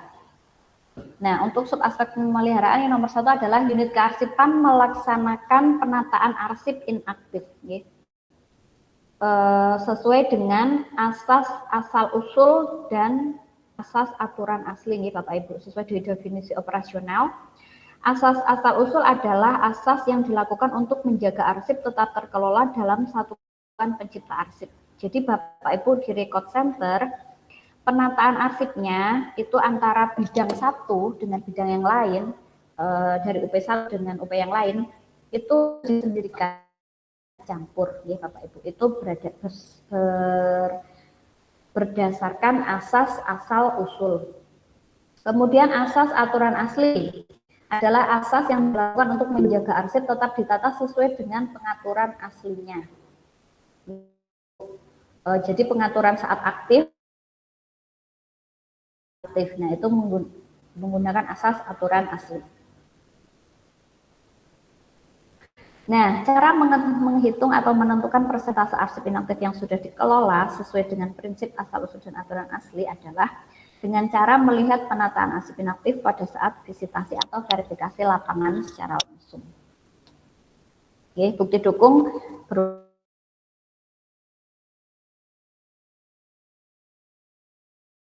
center. Nah, ini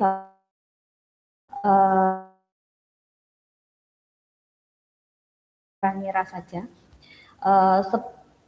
berapa persen ya, yang telah pengaturan fisik asetnya itu sudah berapa persen yang sesuai dengan prinsip asal-usul dan aturan asli.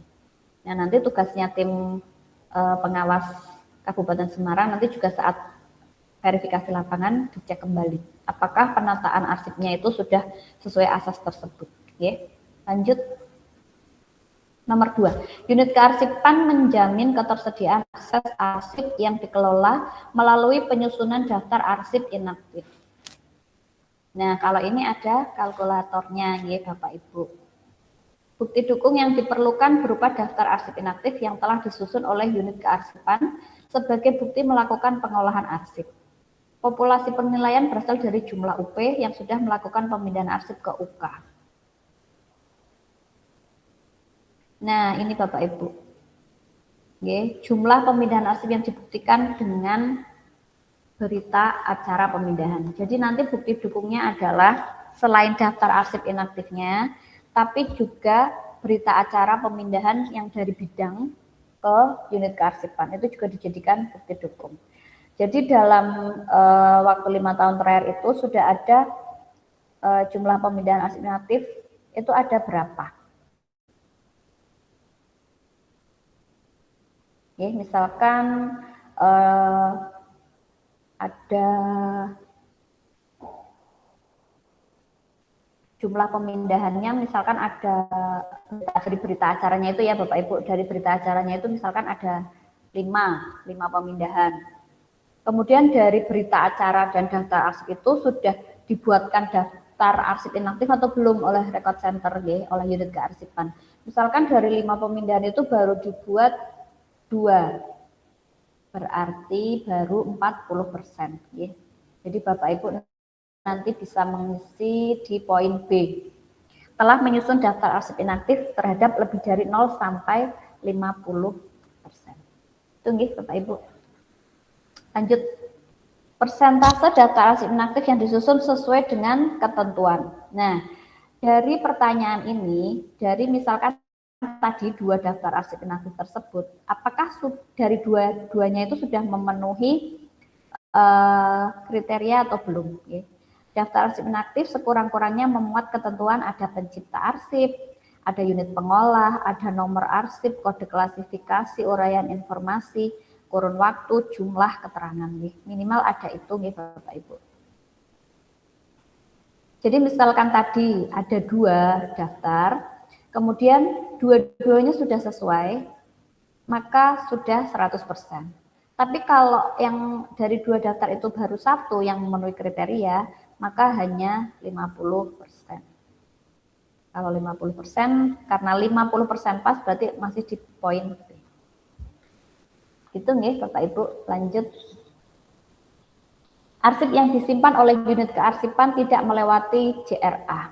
Nah, ini juga sama nih Bapak Ibu. Seperti tadi penghitungannya seperti yang aktif tadi. Misalkan di record center itu ada arsip yang tahun 2015. Nah, masa inaktifnya itu sebetulnya hanya 3 tahun saja, habis itu musnah. Misalkan berarti 2018 atau 2019 itu harusnya sudah dimusnahkan, tapi kenyataannya masih tersimpan di record center. Nah, karena dari 2019 ke tahun 2026 itu lebih dari 5 tahun nih Bapak Ibu, berarti terdapat arsip yang disimpan dengan akhir retensi inaktif lebih dari 5 tahun dari masa audit. Itu nih Bapak Ibu. Tapi kalau misalkan ada arsip yang harusnya musnahnya itu tahun 2021, ternyata masih ada di tahun 2026, masih tersimpan, maka bisa di poin B. Sampai dengan 5 tahun nih, 21 ke 2026 itu kan 5 tahun. Kemudian ada lagi arsip yang seharusnya sudah musnah di tahun 2023, tapi di 2026 masih tersimpan, maka di poin C. Itu nih Bapak Ibu. Lanjut. Penyimpanan arsip inaktif menggunakan sarana penyimpanan yang sesuai dengan bentuk dan media. Nah, untuk ini ada kalkulatornya nih Bapak Ibu. Nah, ini ada keterangan, kolom ketersediaan wajib diisi dengan angka 1 atau 0. Jadi jika Bapak Ibu punya arsip kertas, maka diisi 1. Bapak Ibu punya arsip foto, maka diisi 1. Terus Bapak Ibu tidak memiliki arsip peta, diisi 0. Tidak memiliki arsip film, 0. Arsip rekaman suara, 0. Arsip video, 0. Dan tidak menjadi pembagi. Kemudian persentase arsip yang menggunakan sarana penyimpanan. Nah, ini juga Bapak Ibu nanti mengira-ngira. Misalkan arsip kertas sudah sesuai semua nih, sudah 100%. Tapi arsip foto itu masih ada yang disimpannya di album misalkan, belum di amplop. Sekitar 50% lah gitu. Berarti Bapak Ibu mengira-ngira 50%. Jadi totalnya ada 75%. Untuk 75% berarti Bapak Ibu berada di poin D. Lebih dari 60% sampai dengan kurang dari 100%. Itu nggih. Lanjut.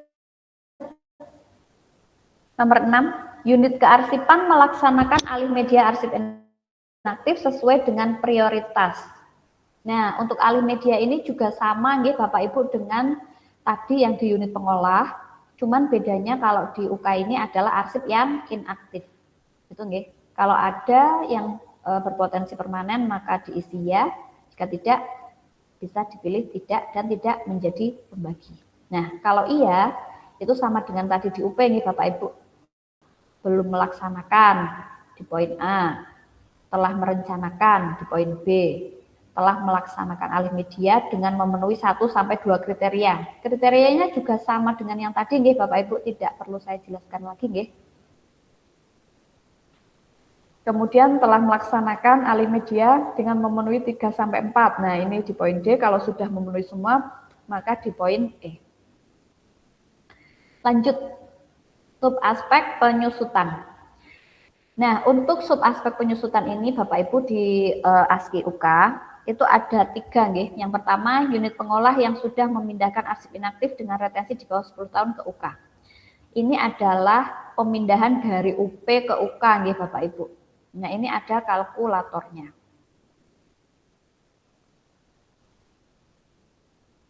Nah, ini di definisi operasional, pemindahan arsip dilaksanakan oleh UP terhadap arsip yang telah habis retensi aktifnya dan harus dilakukan sesuai dengan perlu, dibuktikan dengan berita acara pemindahan arsip inaktif dan daftar arsip inaktif yang dipindahkan. Jadi nanti bukti dukungnya adalah pemindahan arsip dari UP ke UK yang meliputi berita acara dan juga daftar arsipnya. Kurun waktu penilaian adalah kegiatan pemindahan arsip inaktif yang dilakukan dalam waktu 4 tahun terakhir dari tahun pengawasan. 4 tahun terakhir, berarti kalau ini tahun 2026 berarti 2026, 2025, 2024, 2023 nih Bapak Ibu. Jadi yang di bawah tahun 2023 nanti tidak bisa dijadikan bukti dukung. Jumlah unit pengolah yang terdapat pada perangkat daerah. Jadi di satu perangkat daerah itu ada berapa UP Bapak Ibu. Oke. Sekretariat juga termasuk UP nih Bapak Ibu. Jadi misalkan di dinas pendidikan ini ada 3 bidang dan 1 sekretariat, maka UP-nya ada 4 nih Bapak Ibu. Kemudian jumlah unit pengolah yang telah memindahkan. Jadi bukti dukungnya itu harus dari 4-4-nya itu nih Bapak Ibu. Tapi jika dari 4 unit pengolah itu baru ada 3 yang memindahkan misalkan, berarti baru mencapai 75%. Jadi berada di posisi D. Terdapat lebih dari 60 sampai dengan kurang dari 100% UP yang melaksanakan pemindahan arsip inaktif ke unit kearsipan. Baik, lanjut nomor 2. Unit kearsipan perangkat daerah melaksanakan pemindahan arsip inaktif sekurang-kurangnya 10 tahun ke unit kearsipan 1 pemerintah daerah. Nah, ini Bapak Ibu, sesuai di definisi operasional, pemindahan arsip inaktif dengan retensi sekurang-kurangnya 10 tahun dari UP ke UK1 melalui unit kearsipan 2 terhadap arsip yang telah habis retensi aktifnya dan harus dilakukan dengan sesuai prosedur yang berlaku. Jadi untuk pemindahan yang dimaksud adalah jika di dinas Bapak Ibu menyimpan arsip yang retensinya itu sekurang-kurangnya 10 tahun, itu wajib memindahkan arsipnya ke lembaga kearsipan daerah. Jadi Bapak Ibu nanti jika memiliki arsip yang retensi inaktifnya sekurang-kurangnya 10 tahun, itu dipindahkan ke LKD Kabupaten Semarang, yaitu Dinas Kearsipan dan Perpustakaan. Dengan sesuai dengan prosedur yang berlaku. Jika belum melaksanakan, maka ada di poin A. Jika telah melaksanakan identifikasi, Bapak Ibu baru mengidentifikasi nih, baru membuat daftarnya, kira-kira arsip apa saja nih yang retensinya sekurang-kurangnya 10 tahun. Nah, itu bisa diberikan penilaian di poin B. Kemudian telah melaksanakan penyusunan daftar arsip. Oh, kalau yang B itu tadi baru identifikasi saja. Kalau C itu sudah ada daftarnya. Kalau sudah ada daftarnya bisa di poin C. Kemudian jika telah melaksanakan pemindahan inaktif dengan retensi sekurang-kurangnya 10 tahun sebanyak 1 kali dalam kurun waktu 5 tahun terakhir. Jadi Bapak Ibu sudah memindahkan ke LKD baru 1 kali, maka di poin D. Kemudian jika Bapak Ibu telah melaksanakan pemindahan sebanyak 2 kali, maka ada di poin E. Jadi Bapak Ibu nanti perlu dibedakan ya, pemindahan dan juga penyerahan. Kalau pemindahan ini adalah arsip yang masih inaktif, tapi retensinya minimal 10 tahun. Nah, itu dipindahkan namanya ke LKD. Tapi kalau penyerahan itu retensinya sudah habis, berketerangan permanen, nah itu namanya penyerahan. Gitu nggih Bapak Ibu, ini hal yang berbeda. Lanjut yang nomor 3, unit kearsipan 2 perangkat daerah melaksanakan pemusnahan arsip di bawah 10 tahun. Nah, jika Bapak Ibu itu sudah melaksanakan pemusnahan sendiri, jadi kalau retensi arsipnya itu di bawah 10 tahun, itu kewenangannya OPD masing-masing nggih Bapak Ibu untuk memusnahkan. Tapi kalau retensinya di atas 10 tahun atau minimal 10 tahun tadi, makanya dipindahkan ke LKD karena nanti yang memusnahkan nanti harus LKD Bapak Ibu. Gitu. Kalau Bapak Ibu di perangkat daerah itu bisa memusnahkannya arsip yang retensinya di bawah 10 tahun. Nah, kalau untuk arsip yang retensinya minimal atau lebih dari 10 tahun, itu yang wajib adalah lembaga kearsipan. Makanya tadi di pertanyaan nomor 2 itu untuk arsip yang retensinya sekurang-kurangnya 10 tahun itu harus dipindahkan ke LKD. Itu nggih Bapak Ibu. Jika belum melaksanakan maka di poin A, jika telah merencanakan di poin B, sama bukti dukungnya mungkin DPA gitu nggih. Kemudian sedang dalam proses. Jadi misalkan nanti bukti dukungnya baru daftar arsip usul musnah, baru pembentukan panitia, itu bisa dinilai di poin C. Kemudian sudah melaksanakan sesuai dengan prosedur. Nah, ini lihat kriteria. Jika sudah melaksanakan dan prosedur ini sudah dijalankan semua Bapak Ibu, seperti terdapat pembentukan panitia, kemudian penilaian yang ada berapa ini 12 kriteria ini nggih. Itu Bapak Ibu bisa dinilai di poin D kalau sudah 1 kali dan sudah sesuai prosedur. Jika sudah 2 kali dan juga sesuai prosedur, maka boleh diisi di poin E dalam kurun waktu 5 tahun terakhir. Lanjut. Nah, sekarang penyerahan. Unit Kearsipan 2 perangkat daerah melaksanakan penyerahan arsip statis ke LKD. Nah, ini tadi Bapak Ibu yang sudah saya sampaikan tadi, arsip yang sudah habis retensinya, keterangan permanen, itu bisa diserahkan ke LKD. Ini juga sama Bapak Ibu, jika belum melaksanakan di poin A, dalam proses poin B, telah melaksanakan dengan memenuhi kriteria. Ini ada beberapa kriteria, nggih. Sudah memenuhi beberapa kriteria ini, ada 9 kriteria. Kalau sudah bisa di poin C. Kemudian telah melaksanakan 1 kali dengan memenuhi seluruh kriteria di poin D, telah melaksanakan penyerahan sebanyak 2 kali dengan memenuhi seluruh kriteria ada di poin E. Nah, sekarang di aspek SDK Bapak Ibu. Sama nih Bapak Ibu, untuk SDK juga sama, ketersediaan arsiparis tersertifikasi.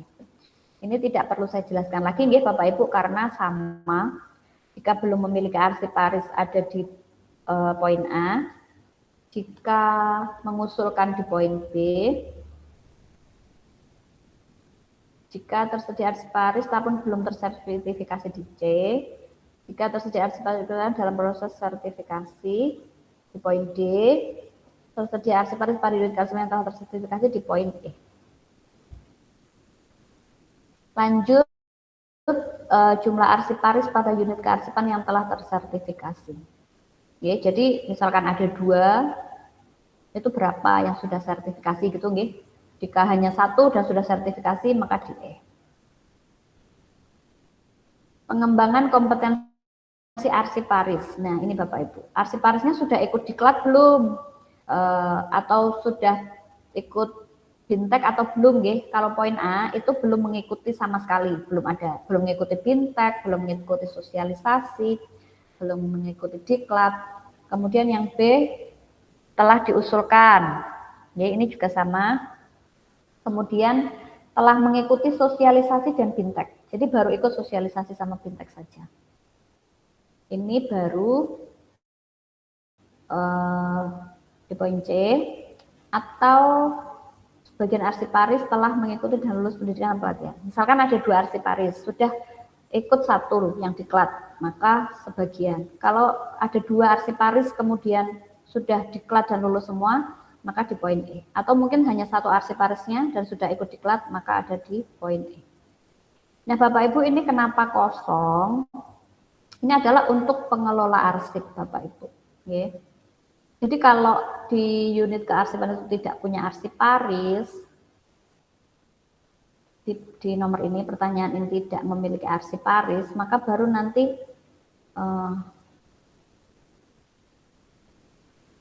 maaf. Jika memiliki arsiparis tapi belum tersertifikasi, maka ini muncul pertanyaan kompetensi pengelola arsip. Itu nih Bapak Ibu. Jadi memang di UK ini untuk arsiparis itu wajib. Oke, jadi kalau pengelola arsip, pertanyaan tentang pengelola arsip ini muncul kalau ada arsiparis tapi belum tersertifikasi. Ini nggih, tersedia arsiparis tapi belum tersertifikasi, baru muncul pertanyaan tentang pengelola arsip. Nah, pengelola arsip ini itu harus sudah diklat, Bapak Ibu. Oke. Dan pengelola arsip ini juga harus sudah ikut diklat. Kalau belum, maka tetap nilainya levelnya 0. Baik, lanjut subaspek sarana dan prasarana.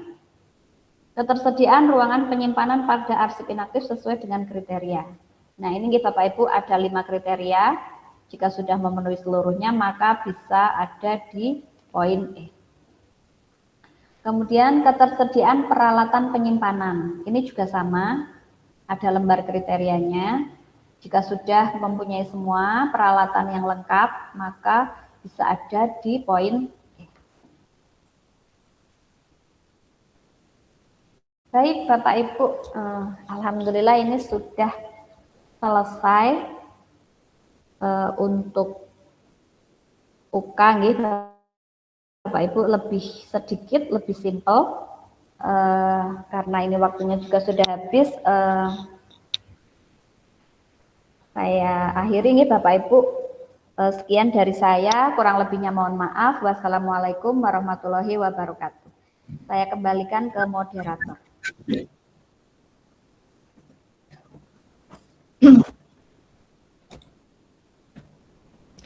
Baik, terima kasih Ibu Widyawati. Luar biasa penjelasan yang sangat detail dari Ibu Widya.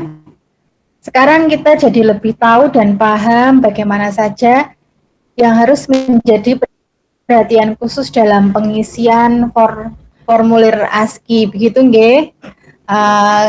Kita lanjutkan untuk sesi yang kedua, yaitu program kerja. Setelah memahami cara pengisian formulir ASKI 2026, perlu juga memahami tentang arah kebijakan kearsipan di tahun 2026 ini.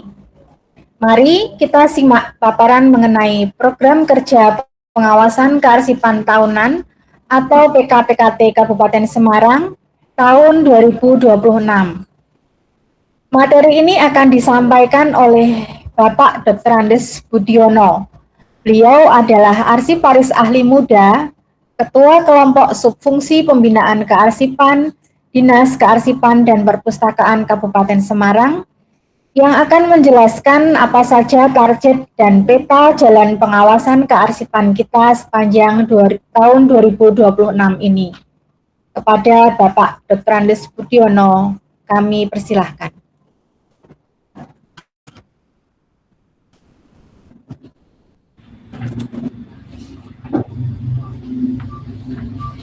Baik, terima kasih Bu Winda atas waktunya. Assalamualaikum warahmatullahi wabarakatuh. Yang kami hormati Kepala Dinas Kearsipan dan Perpustakaan Republik Jawa yang hari ini diwakili oleh Bu Widyawati sekaligus sebagai narasumber kita. Bapak Ibu peserta workshop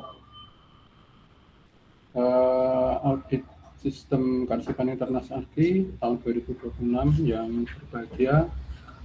Alhamdulillah hari ini kita bisa bersama dalam rangkaian acara workshop terkait dengan persiapan kita menyelenggarakan pengawasan kearsipan internal tahun 2026. Mudah-mudahan Bapak Ibu tetap diberikan sehat, semangat, sehingga kegiatan-kegiatan terkait dengan kearsipan khususnya tahun 2026 ini dapat terlaksana dengan baik. Baik Bapak Ibu, untuk menyingkat waktu terkait dengan perkenalan, mungkin Bapak Ibu sudah kenal dengan saya karena sering ketemu. Oke, jadi mungkin untuk perkenalan kita lewati saja, nanti bisa lewat kopi darat gitu ya Pak. Untuk menyingkat waktu, tadi disampaikan sama Bu Winda, hari ini saya akan menyampaikan terkait dengan program kerja pengawasan kearsipan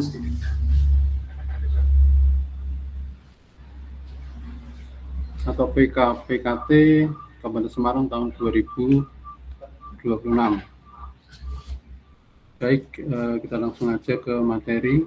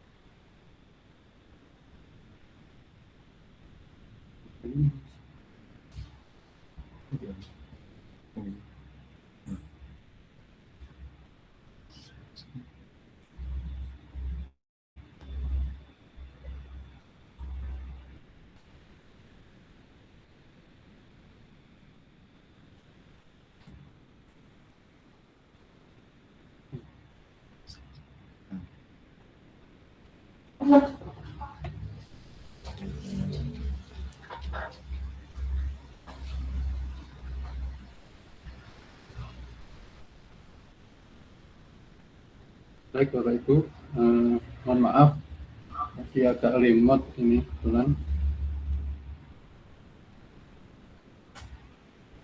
Bapak Ibu yang kami hormati, terkait dengan rencana program kerja kita di tahun 2026, ya, sebagaimana pedoman kita terkait dengan pengelolaan Karsipan secara umum, ya, sesuai dengan landasan hukum kita, ada beberapa aturan yang memang menjadi pedoman kita dalam pelaksanaan kegiatan pengelolaan Karsipan.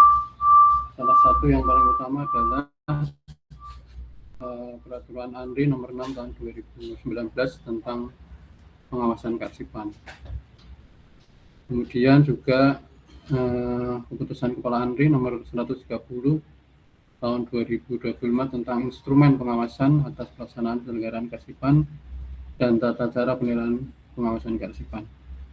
Ini penting Bapak Ibu, karena ternyata untuk form ASKI yang sekarang ini memang sedikit berbeda dari tahun sebelumnya, di mana tadi disampaikan oleh Bu Widya terkait dengan form ASKI-nya, kita menyesuaikan dengan form ASKI yang terbaru, di mana mungkin sudah dijelaskan panjang lebar bagaimana metode pengisiannya, termasuk pelaksanaan kegiatan terkait dengan auditnya. Nanti juga kita mulai belajar untuk self assessment atau pengawasan mandiri, meskipun mungkin di Kabupaten Semarang ini masih tetap kita dampingi baik di lapangan maupun teknis pengisian ASKI-nya, supaya nanti tahun-tahun berikutnya kita bisa melaksanakan lebih mudah dan lebih cepat.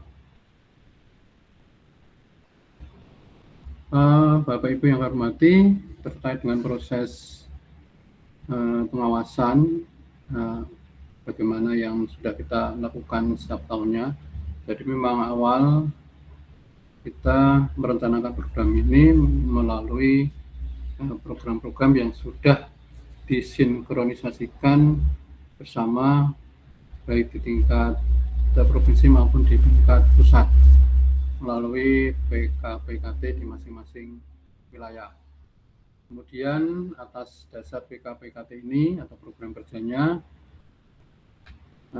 tahap berikutnya adalah kita melakukan pengawasan yang rencananya tahun ini memang kita lakukan melalui self assessment atau pengawasan mandiri. Kemudian tahap berikutnya adalah kita melakukan penilaian atas hasil atau rekapitulasi hasil dari pengawasan baik eksternal untuk tingkat provinsi maupun internal di perangkat daerah. Kemudian yang terakhir adalah monitoring dan evaluasi atas hasil pengawasan Karsipan. Itu tahapan singkat terkait dengan proses pengawasan audit. Bapak Ibu, untuk PKPKT di tahun 2026 ini,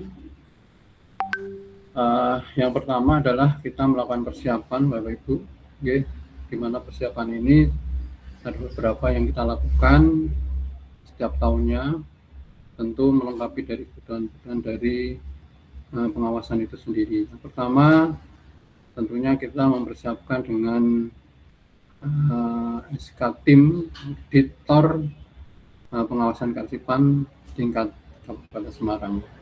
Kemudian juga ada untuk pelaksanaan di lapangan kita membutuhkan semacam surat tugas untuk kegiatan lapangan, dan juga sebelumnya kita melakukan penyusunan PKPKT bersama teman-teman tim, termasuk rencana kerja audit Karsipan tahunan yang hari ini insya Allah kita sampaikan kepada Bapak Ibu semua. Kemudian yang kedua, nanti pelaksanaan ini tentu kita nanti dari internal ada rapat tim Mas Karsipan untuk mempersiapkan segala sesuatunya. Kemudian juga ada des atau kalau di tingkat divisi ada entry meetingnya. Des ini nanti akan memverifikasi apa-apa yang sudah dikerjakan Bapak Ibu di lapangan, kemudian termasuk persiapan input data yang sudah dimasukkan dalam ASCII yang sudah dipersiapkan. Kemudian di dalamnya juga nanti ada beberapa komunikasi di antara kita sudah ada 3 PIK nanti dari tim saya, kemudian timnya Bu Winda dan timnya Mbak Kina. Kita bagi 3 PIK supaya nanti teman-teman perangkat daerah bisa menyesuaikan dengan tim masing-masing, sehingga memudahkan pada saat kita koordinasi dan komunikasi. Kemudian juga kita ada pengawatan atau kunjungan langsung ke lapangan, Bapak Ibu, meskipun ini nanti untuk proses pemenuhan aspek